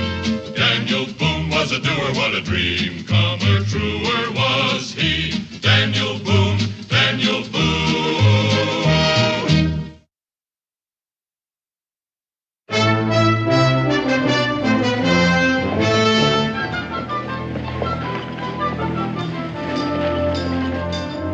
Well, you've got 2 cracked spokes in that wheel, mister. I could wrap them with rawhide so they'd last a while, but if I were you, I'd get new spokes put in. Well, how long would that take? Well, they've got to be made. I'd say 3-4 days. That's utterly out of the question. Now, Martha, I'm sure this young man knows his business. He doesn't know ours. We can't spare the time. That's up to you, ma'am. But I sure wouldn't start out over the wilderness road with a wheel like this.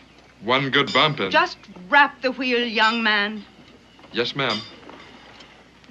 Andrew. Daniel Boone. Been quite a spell. You remember Mingo? Sure. But what you two doing in Salem Station? Oh, not much. We just here. Anybody been asking for us? Not around here, Daniel. Young man, we're in a hurry. Daniel, no one knows the road to Boonesboro better than you. So would you tell this lady that wrapping those spokes won't be good enough? Ma'am, if I were you, I'd take Andrew's word for it and get that wheel fixed proper. I didn't ask for your advice. No, ma'am, you didn't. Pardon me, Mr. Boone. Yes, miss? My name is Susan Fargo. I'm on my way to Boonesboro to join my brother. Well, that'd be Amos Fargo. He's talked about you. He has? Well, hardly anything else. He's told me about trying to get money to... Oh, it's all right. I'm not an indentured servant any longer. Poor Amos. He scrimped and saved for so long to set me free, and now my master has just died, and in his will he gave me my freedom. Then Amos doesn't know you're coming? No, I want it to be a surprise.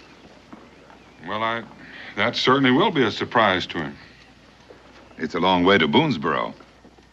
Well, I'm traveling with the Wymans. According to his will, they're to see that I reach Boonesboro safely. Young man, are you just going to stand there gaping all day? Yes, ma'am. Mr. Boone, how soon will you be returning to Boonesboro? I don't know, ma'am. Why? Perhaps we could strike a bargain. I might be willing to pay you to guide us and see to it we get there safely. I'm sorry, I'm not for hire. Oh, I'll make it worth your while. I'll pay you $15 for your trouble. Yes, well, I must be getting back to the tavern, ladies. Well, I couldn't do that. Not this time. We'll look forward to seeing you back in Boonesboro. I don't wish to haggle, Mr. Boone. I'll make it 25. I'm sorry. Andrew, if anybody's looking for me, I'll be in the tavern. You are a greedy man, Mr. Boone. All right, I'll make it 35. I still think you ought to get that wheel fixed. Savages and peasants. I can abide neither. Such impertinence. But it appeared to me that he was just thinking of our safety, Oh, Martha. you're always such a fool about people. Young man, can't you hurry up with that wheel? Well, Donald. Great deal, Daniel. Thanks a lot. It's been almost a year, hasn't it? Sure has, and don't you ever do that to me again. No, the months go by so fast, you can't tell what's going to happen. There's a table in the back room. I'll bring the ale. Don't forget the food.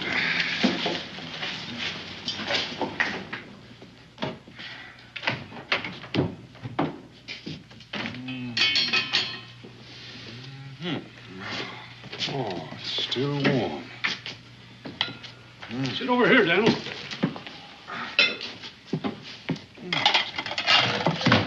There you are.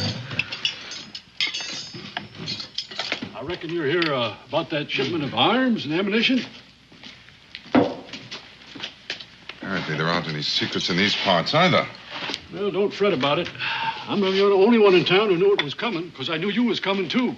That shipment's due today.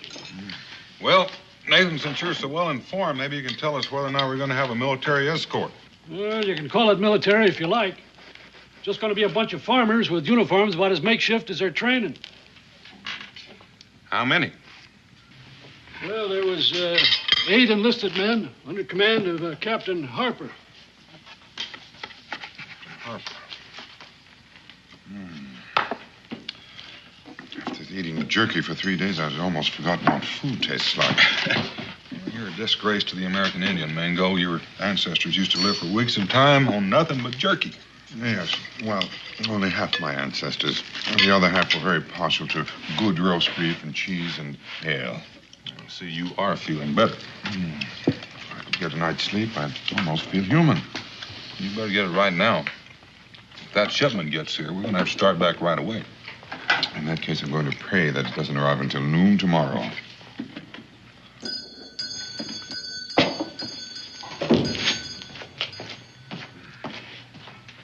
Captain Harper, he's here. Never before have my prayers gone unanswered so quickly. Cheer up, Mingo. You can sleep in the back of the wagon. Yes, in a nice downy bed of muskets and rifles. Captain Harper is Daniel Boone. Mr. Boone, glad you could make it. Captain? Perhaps we better discuss our business outside. I think it'd be more private in here. He may understand English. Oh, I do, Captain. As a matter of fact, I like to think that I speak it fairly well. Captain Harper, my good friend Mingo. Well, you certainly look like an Indian. For good reason. I'm half Cherokee. Raised and educated in London. Sit down. Won't you join us in an ale, Captain? I'd love to. It's been a long and dusty ride. Mr. Boone, how many men do you have with you, sir? Well, Mingo's my entire command, Captain. You mean the two of you are going to try to get this shipment of arms through by yourselves? We sort of figured on a little help from you. Well, I was told to deliver the wagon here, and that's all. My men are most anxious to return to the farms. As a matter of fact, so am I. Captain, is there anything in your orders that specifically forbids you to escort the wagon all the way to Boonesboro? Well, no, not specifically. But you must understand, my men are farmers, not soldiers. Captain, with the British giving rifles to the Indians, the lives of all the settlers on the frontier may well hinge on our getting this wagon through. We all have a stake in the frontier. Very well, gentlemen. You have yourselves an escort. I'll drink to that. To a safe and peaceful journey.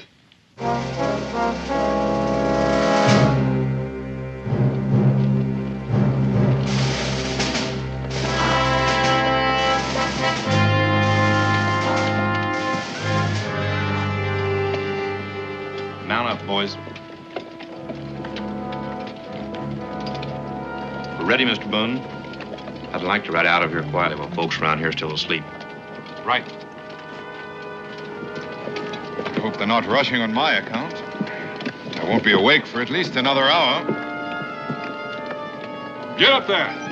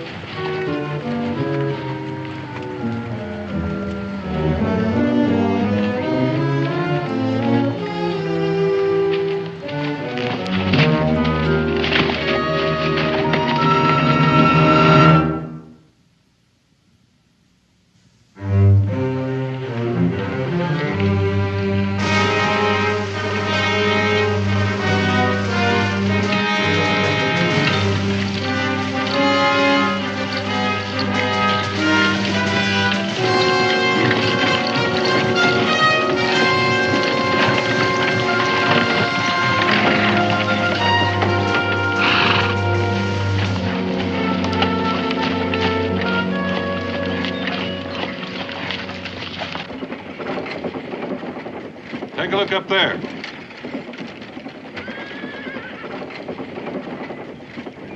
Oh, no. Stubbornness and stupidity of blood brothers. Never mind your ancient Indian proverbs. The last thing in the world we need is excess baggage, and particularly that female. Now, Daniel, you did your level best to warn them to get the wheel fixed properly. I suggest we just close our eyes and go peacefully on our way. You wouldn't do a thing like that, would you, Mingo? I'm sorely tempted. At last, somebody's coming. Come on, John, get our things together. Hurry up. Why, I declare it's Mr. Boone. It's Mr. Boone. Miss Fargo? Hello. Mr. Boone, Hello, Miss Fargo. I hope you can help us. We seem to have lost a wheel. Well, it's about time you came along. That friend of yours is going to get a piece of my mind, Mr. Boone. The first little jostle and the whole wheel falls apart. Ma'am, if I recall, he tried to warn you. Getting us stranded out here in this wilderness, 2 women, and a poor excuse for a man. Heaven knows what could have happened to us. Well, don't just stand there. Help us load our things into your wagon. We seem to be causing you a great deal of trouble, Mr. Boone. Oh, it's not your fault, Come along, Miss Fargo. Mr. Boone. You think this could be some kind of a trap? No, I don't think so, Captain. We saw them in town yesterday, and we know they're en route to Boonesboro, too. Well, I certainly don't like the idea of them riding along with us. It's bound to slow us down. We've got enough on our hands with that cargo. Well, I don't like it either, but we can't move this wagon until we get that wheel fixed, and we can't leave them out here. No telling when another wagon will come along. Very well, Mr. Boone. It's your decision. I figure we'll unload this, and we'll get that wheel off, and we'll It's be all on our because way. of your greed, Mr. Boone. If you'd accepted a fair price to guide us, none of this would have happened. Daniel, would you mind? And if you think you're going to get paid 1 penny, you're sadly mistaken. It'll take all our money just to get that wheel fixed and pay our expenses while we're delayed. And one thing more, what are those soldier boys doing following us? Well, ma'am, those soldier boys just might save your scalp before we get back to Kentucky. What exactly do you mean by that? Mr. Boone. Mr. Boone, wait a minute. Mr. Boone, do you hear me? Mr. Boone, I'm talking to you. I demand an explanation. I might mean that we're carrying arms and ammunition in this wagon that a lot of people would like to have, including the Indians. Indians? Yes, ma'am. You mean we're in danger and you're deliberately compromising our safety by taking us with you? We'll be much better off right here. Yes, ma'am.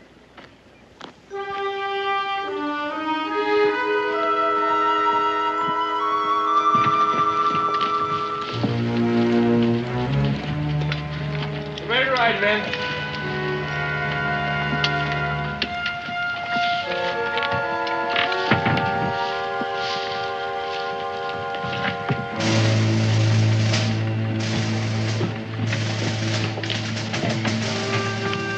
All ready, Daniel?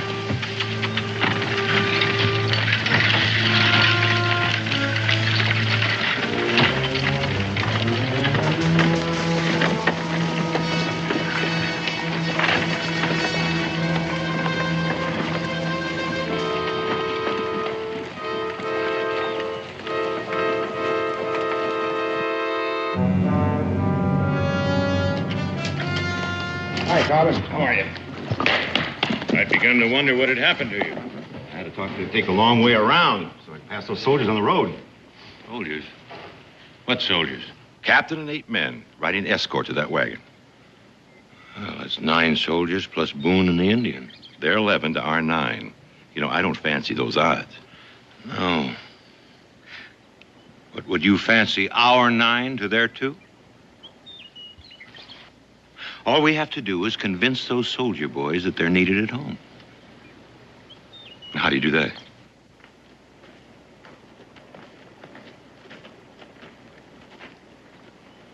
Fargo,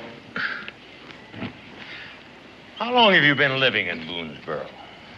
3 years. And Boone thinks of you as an honest, upright citizen? What are you getting at?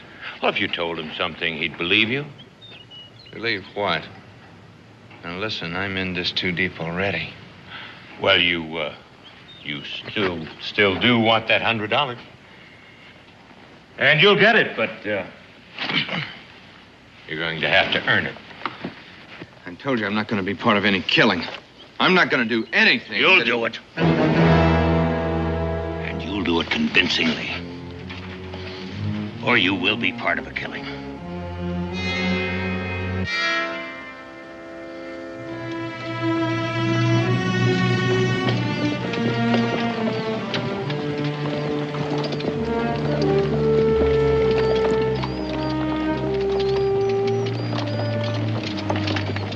Mrs. Wyman, I wanted to thank you. That food was delicious. Thank you, Mingo.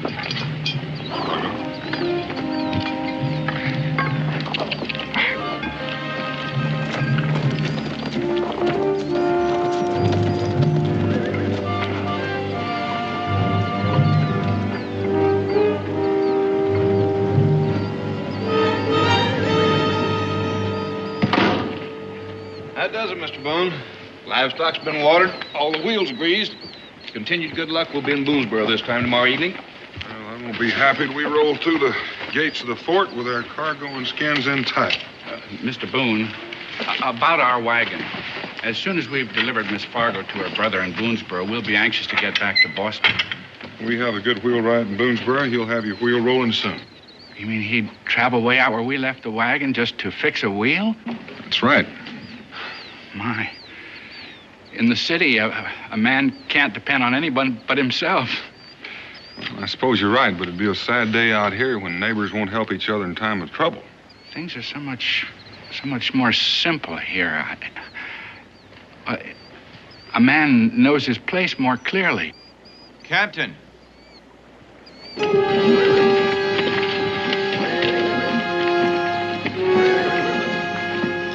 Daniel, I'm mighty glad to run into you. Everybody's got to load up and move out right now. Now, hold on a minute, Amos. Mr. Boone, who is this man? Amos Fargo, friend from Boonesboro. What is it? Everything. There's no time for making overnight stops with the cargo you're carrying. The British are moving out of Fort 96 and marching into the valley. Captain, that's where my farm is. I gotta get to my family. My home's in that valley, too, Captain. Not everyone's is, right? That means Boonesboro's in danger, too. With the Indian tribes to the west of us in the pay of the British. Well, how'd you learn about this, Amos? A courier rode through Boonesboro. He wanted every able-bodied man we could spare to make a stand against the Redcoats, but nobody's moving until you give the say-so. Mr. Boone, I know I promised you an escort. This changes things considerably. I recognize the importance of this cargo to secure our flank on the frontier, but... Well, I understand, Captain. Everybody has a desire to protect their own. Good luck to you, Mr. Boone. Captain. Sergeant. Yes, sir. Break camp. We're heading for home. Get these men mounted. You 3 men are dismissed. All right, man. Let's go. Mount up. Dig out, man.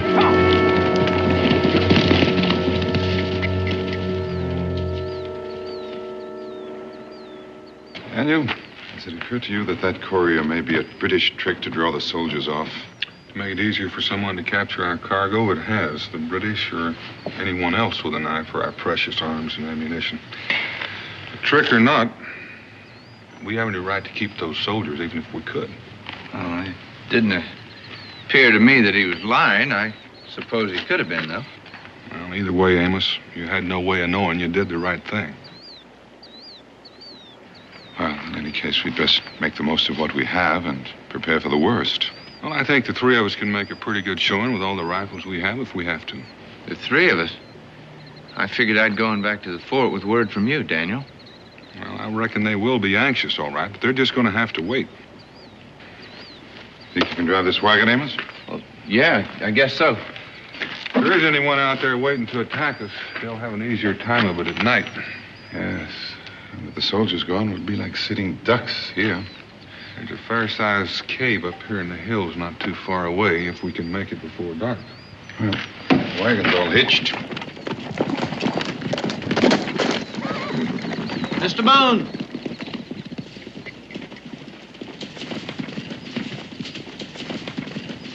Bye to you, sir. Goodbye, Captain Harper.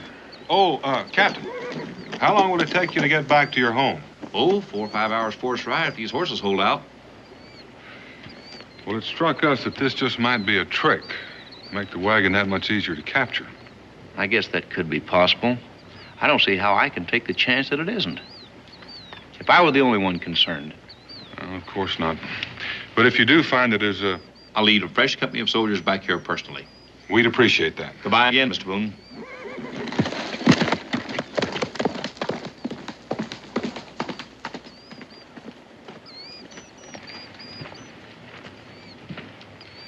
"5 hours there, 5 hours back.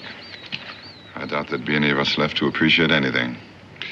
I'd feel a lot better if we three were the only ones.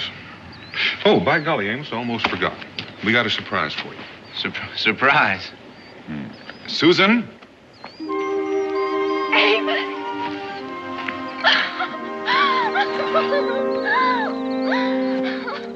Oh, you poor dear. I wanted to surprise you, but you look as though you'd seen a ghost. What are you doing here? I'm free, Amos. But you were going back to England with Mr. Wingate unless we could save $300 to buy you freedom. Yes, that's the way it was. I already saved $200, but I could... I know. But Mr. Wingate died, and in his will he gave me my freedom. Then I don't need the other $100. No. I'm free, Amos. I'm free.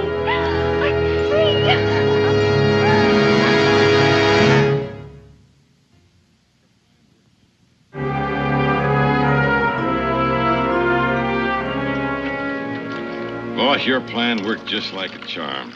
Didn't take those soldier boys 2 minutes to skedaddle out of there. Could be a decoy move. No.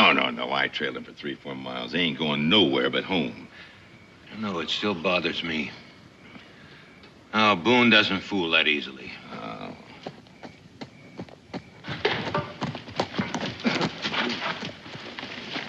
What about Boone, Ludi? That man ain't stupid. As soon as the soldiers left, he started breaking camp. Well, that's perfect. Picking him off on the trail in the dark is going to make it real simple. He headed right for that cave up on the Porcupine. Oh. No doubt figuring to ford up there until morning. Well, that makes it easier. We'll have him caught up there just like a possum up a tree. Now, it stands to reason they haven't got enough food or water to hold out very long. Yeah, but long enough for that captain to find out that he's on a wild goose chase and then come back here to find out why. Why don't we take him now? That may require a bit of taking. Since he's decided to hole up in there, he must be smelling something in the wind. And then with all of those guns, gentlemen, Boone and the Indian could put up quite a battle. Then there's that other man and the 2 women with him. 2 women and a man? You didn't mention that, Corbin. Well, they weren't traveling with him when they left the Salem station. Changes the odds again, huh? It does that, but perhaps to our advantage. Those 2 women could get in his way. Yeah, and Fargo's in there with him. Maybe he can get the drop on Boone when we attack. Yeah. One of the cardinal rules for men in our trade, gentlemen, is never put your trust in an informer. Yeah. However, Fargo or no, I'd say that we have Mr. Boone precisely where we want him.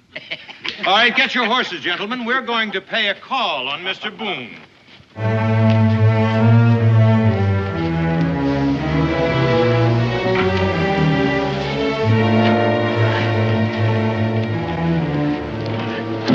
Put the powder in the cave. We'll use the heavy stuff to build a barricade.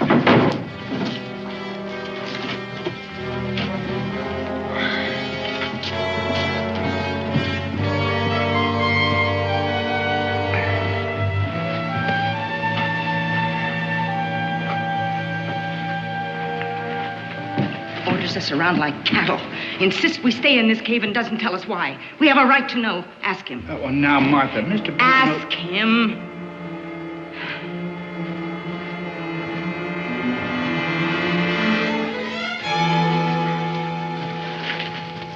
Mr. Boone, my wife and I would like to know why those soldiers left so suddenly, and what did we come here for? As I told you, it's just a precaution. Yes, but against what? I don't know. Maybe nothing. But if there's trouble, you'll know about it soon enough.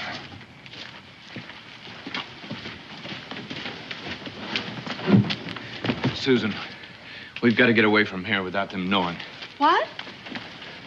You're in great danger here. I? right. What about the others? There's nothing we can do to help the others. Our only chance is to get out of here before it starts. Before what starts? Shh. Amos, what are you talking about? Susan, just trust me now, please. Come on. Amos, what is it? Tell me. Why don't you tell us all, Amos? You've been acting strange ever since you got here. I think you'd better tell us why.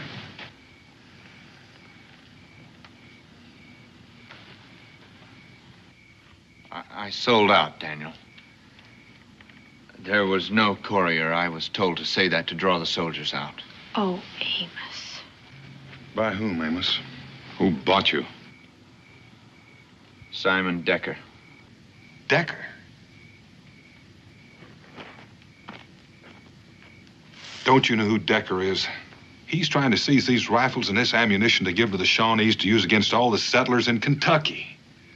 No, I thought he only wanted them to sell for profit. How could you?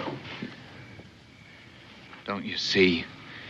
I thought that you were leaving for England, that you'd be a bonded servant for the rest of your life unless I did something fast. There just wasn't any other way to raise that $100 in that amount of time. It doesn't give you the right to risk other people's lives. What's done is done. Now, how many men are with him? I'm not sure. I saw about 8. Does he know where we are? I don't know. It won't take him long to find us. We better make the most of our time. Let's get some fires started.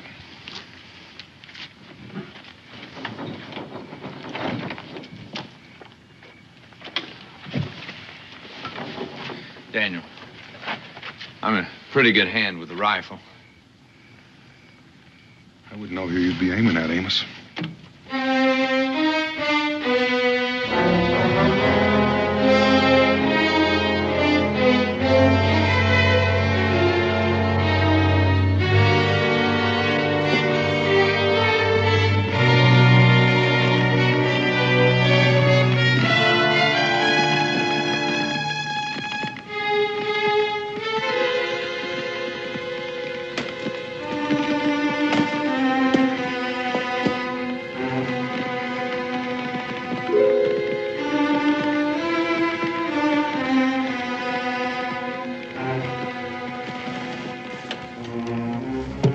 Finished, Daniel? All finished. Not too soon. Someone's out there. That'd be Decker.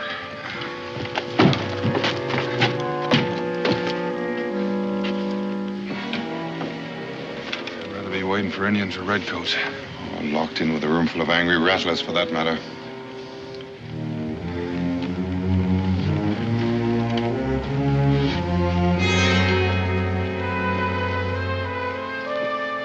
Fires will keep him at bay for a while. He won't risk his skin unless he has to. He knows they won't last all night. And if we move out to feed those fires... Pick us off with pleasure. Traitor. Because of your greed and stupidity, we all may die. Now, Martha, there's no good in it. Yes, there is. And if there's any chance at all of stopping those cutthroats, he's the one to do it. You leave him alone. Leave him alone? Maybe I should thank him. She's right, Susan. I'm responsible. If there were only some way to stop them. There is. There is. No, Martha. You just keep out of this. No! Susan! No! Now listen. There's no other way. And there's no one else to do it. Let him go.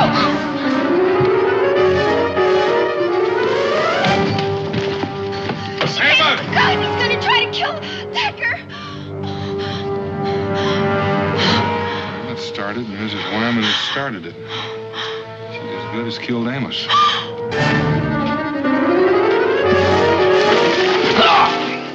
Now, Mr. Fargo. Now, where do you think you're going? I gotta see Decker. All right, go.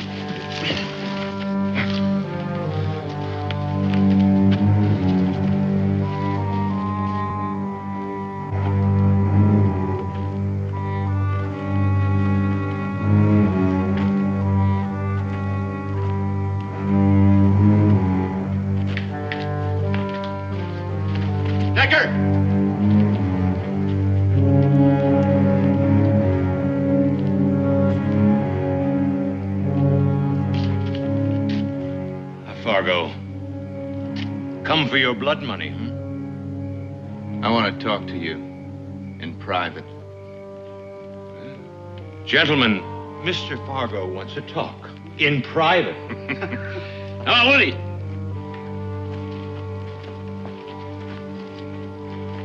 Well, you've earned your $100. Boone knows you're coming after the wagon. He's ready and waiting.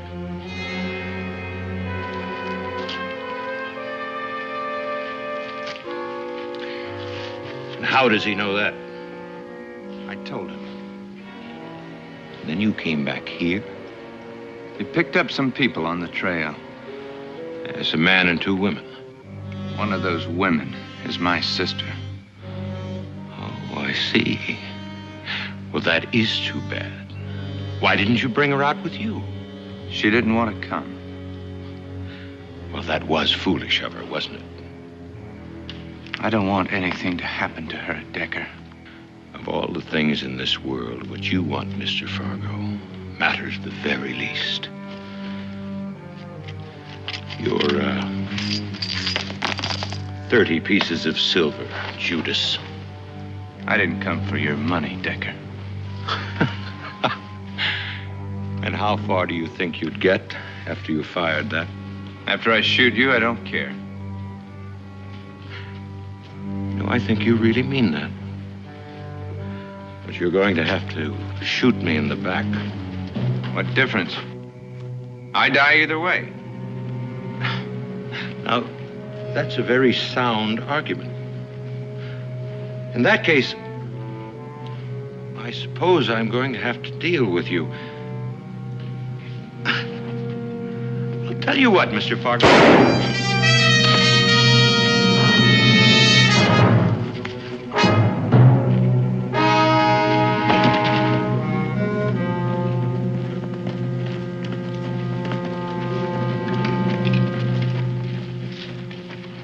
Some people never learn.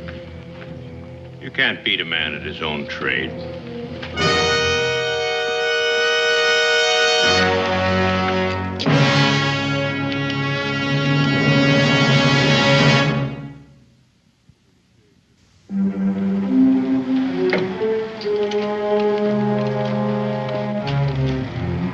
Any sign of him? Not yet.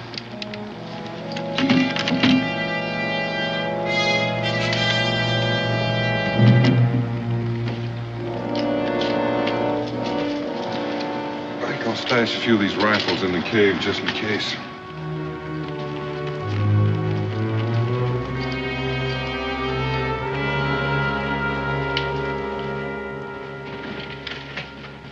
Can either of you two use a rifle? I haven't fired one in quite some time. Well, all you gotta do, cock it, aim it, and pull the trigger. Are you asking us to help in the defense of your cargo? No, ma'am, not my cargo, your lives. Well, we have no quarrel with that man out there. If you want to fight him, you can just fight him yourself. Why don't you give him the arms, Mr. Boone? Are they worth your life? It's not just my life, Mr. Wyman. It's the lives of all the settlers on this frontier. That's what you say. I don't believe you. Well, I don't have time to convince you, but you better be ready to use this. Mr. Boone, I'm a pretty good shot with a rifle. I'd like to offer my help. Thank you, Susan.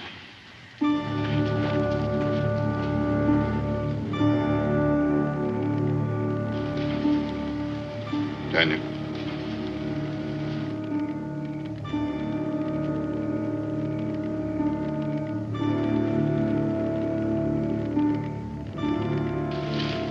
What do you make of it? Well, I doubt that he's coming to tea. Decker!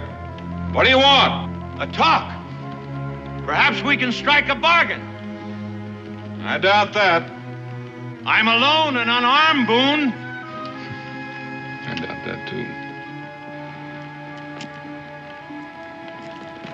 Come on out where we can talk. I can hear you just fine from where I am. Eh? I told you he was too smart. All right, Boone. No more cat and mouse. I've got 8 rifles looking down your throat. When this fire burns down, we're coming in after you. Boone, if the lives of those women in there mean anything to you, you'll come out now.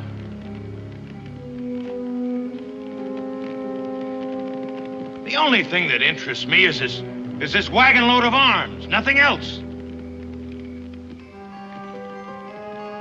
All right. If you give yourselves up peaceably now, you'll all be free to go. Well, that's my proposition.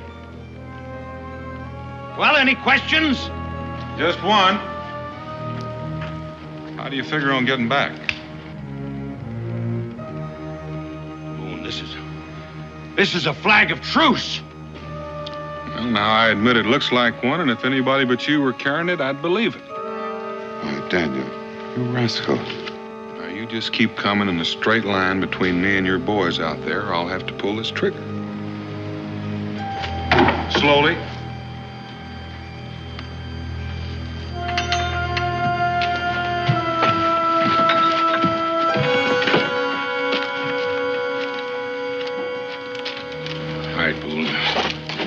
My men are still out there. When those fires burn down, they're coming and get you. All of you.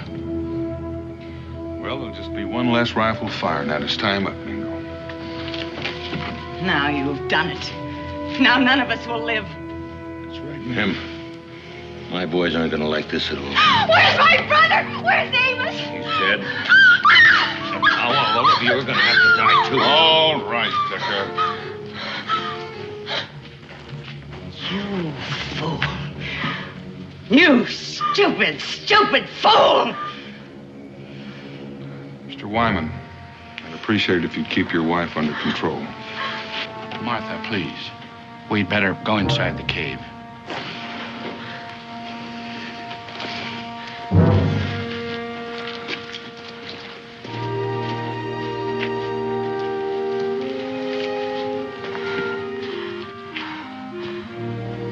Miss Fargo, I'm sorry.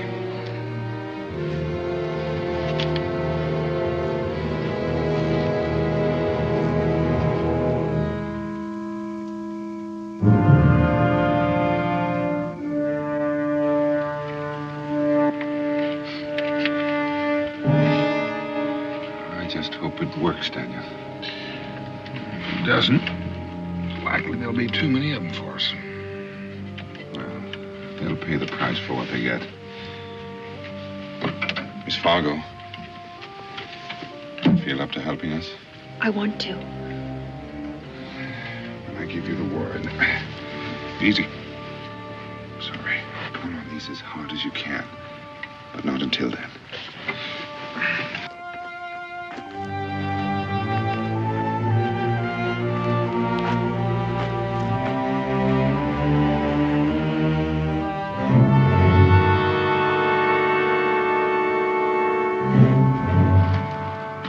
Any minute now. We're gonna fan out. Don't charge till I give the word. You heard what I told Boone. The only thing that interests me is that wagon load of arms.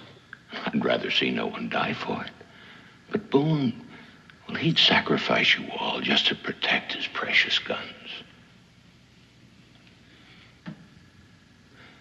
You know, when that fire burns down, and it's due to any time, my men are going to attack, and unfortunately, they're not going to be particular who gets killed. Of course, if I could just get out there to talk to them, all you have to do is cut me loose, and then let me take that gun, so I can get the drop on those two out there, and well, then I could protect any killing. Don't listen to him, Martha. He'll say anything to get free. Don't you see? We're in the same position, you and I. You give us your word. You just take that wagon and go. Yes, ma'am. Not a shot would be fired. His word is no good, Martha. He's an outlaw. Oh, sir, that's where you're wrong. I'm an agent for the British government.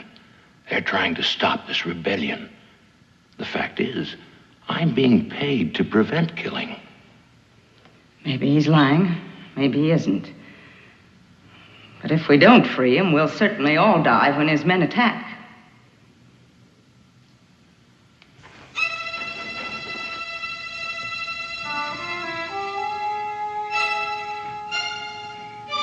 There goes the fire, Daniel.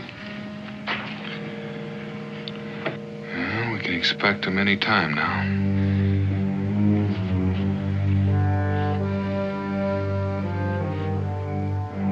It's time.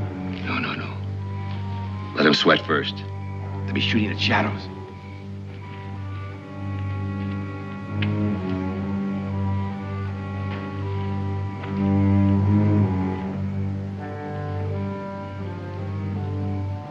It's so quiet out there. Shh. They're coming before the storm.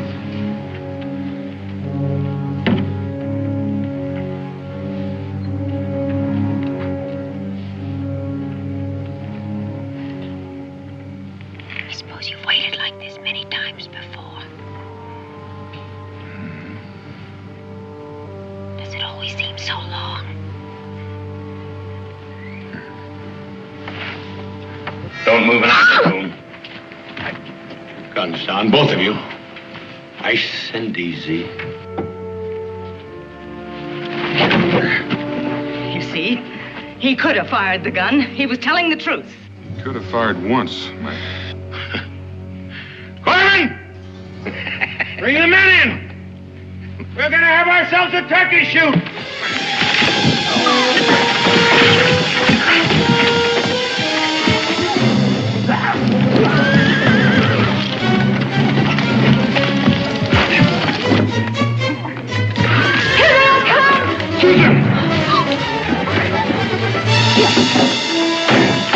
Let's load the rifles.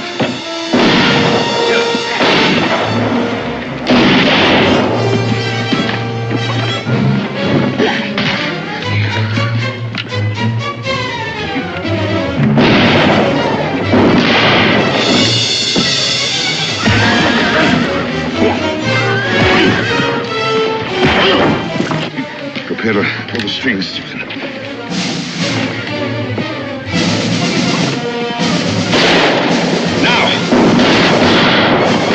Moody! Joe! Come on, Susan.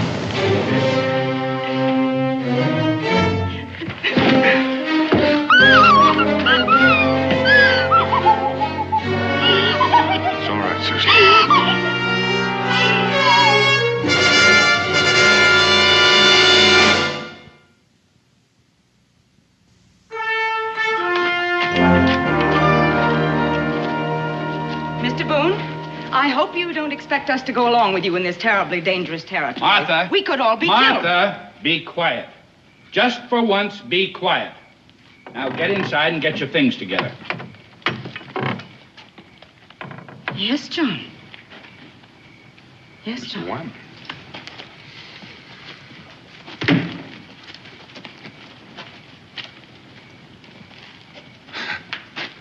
Well, it seems tonight the lamb has turned into a lion. Mr. Boone?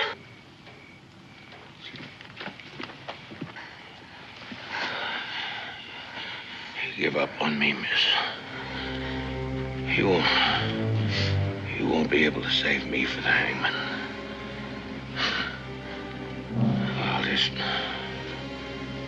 I'll die here. She seems very upset. I guess she never shot anybody before. That girl, she's Fargo's sister. That's right. That's very poetic. Boone.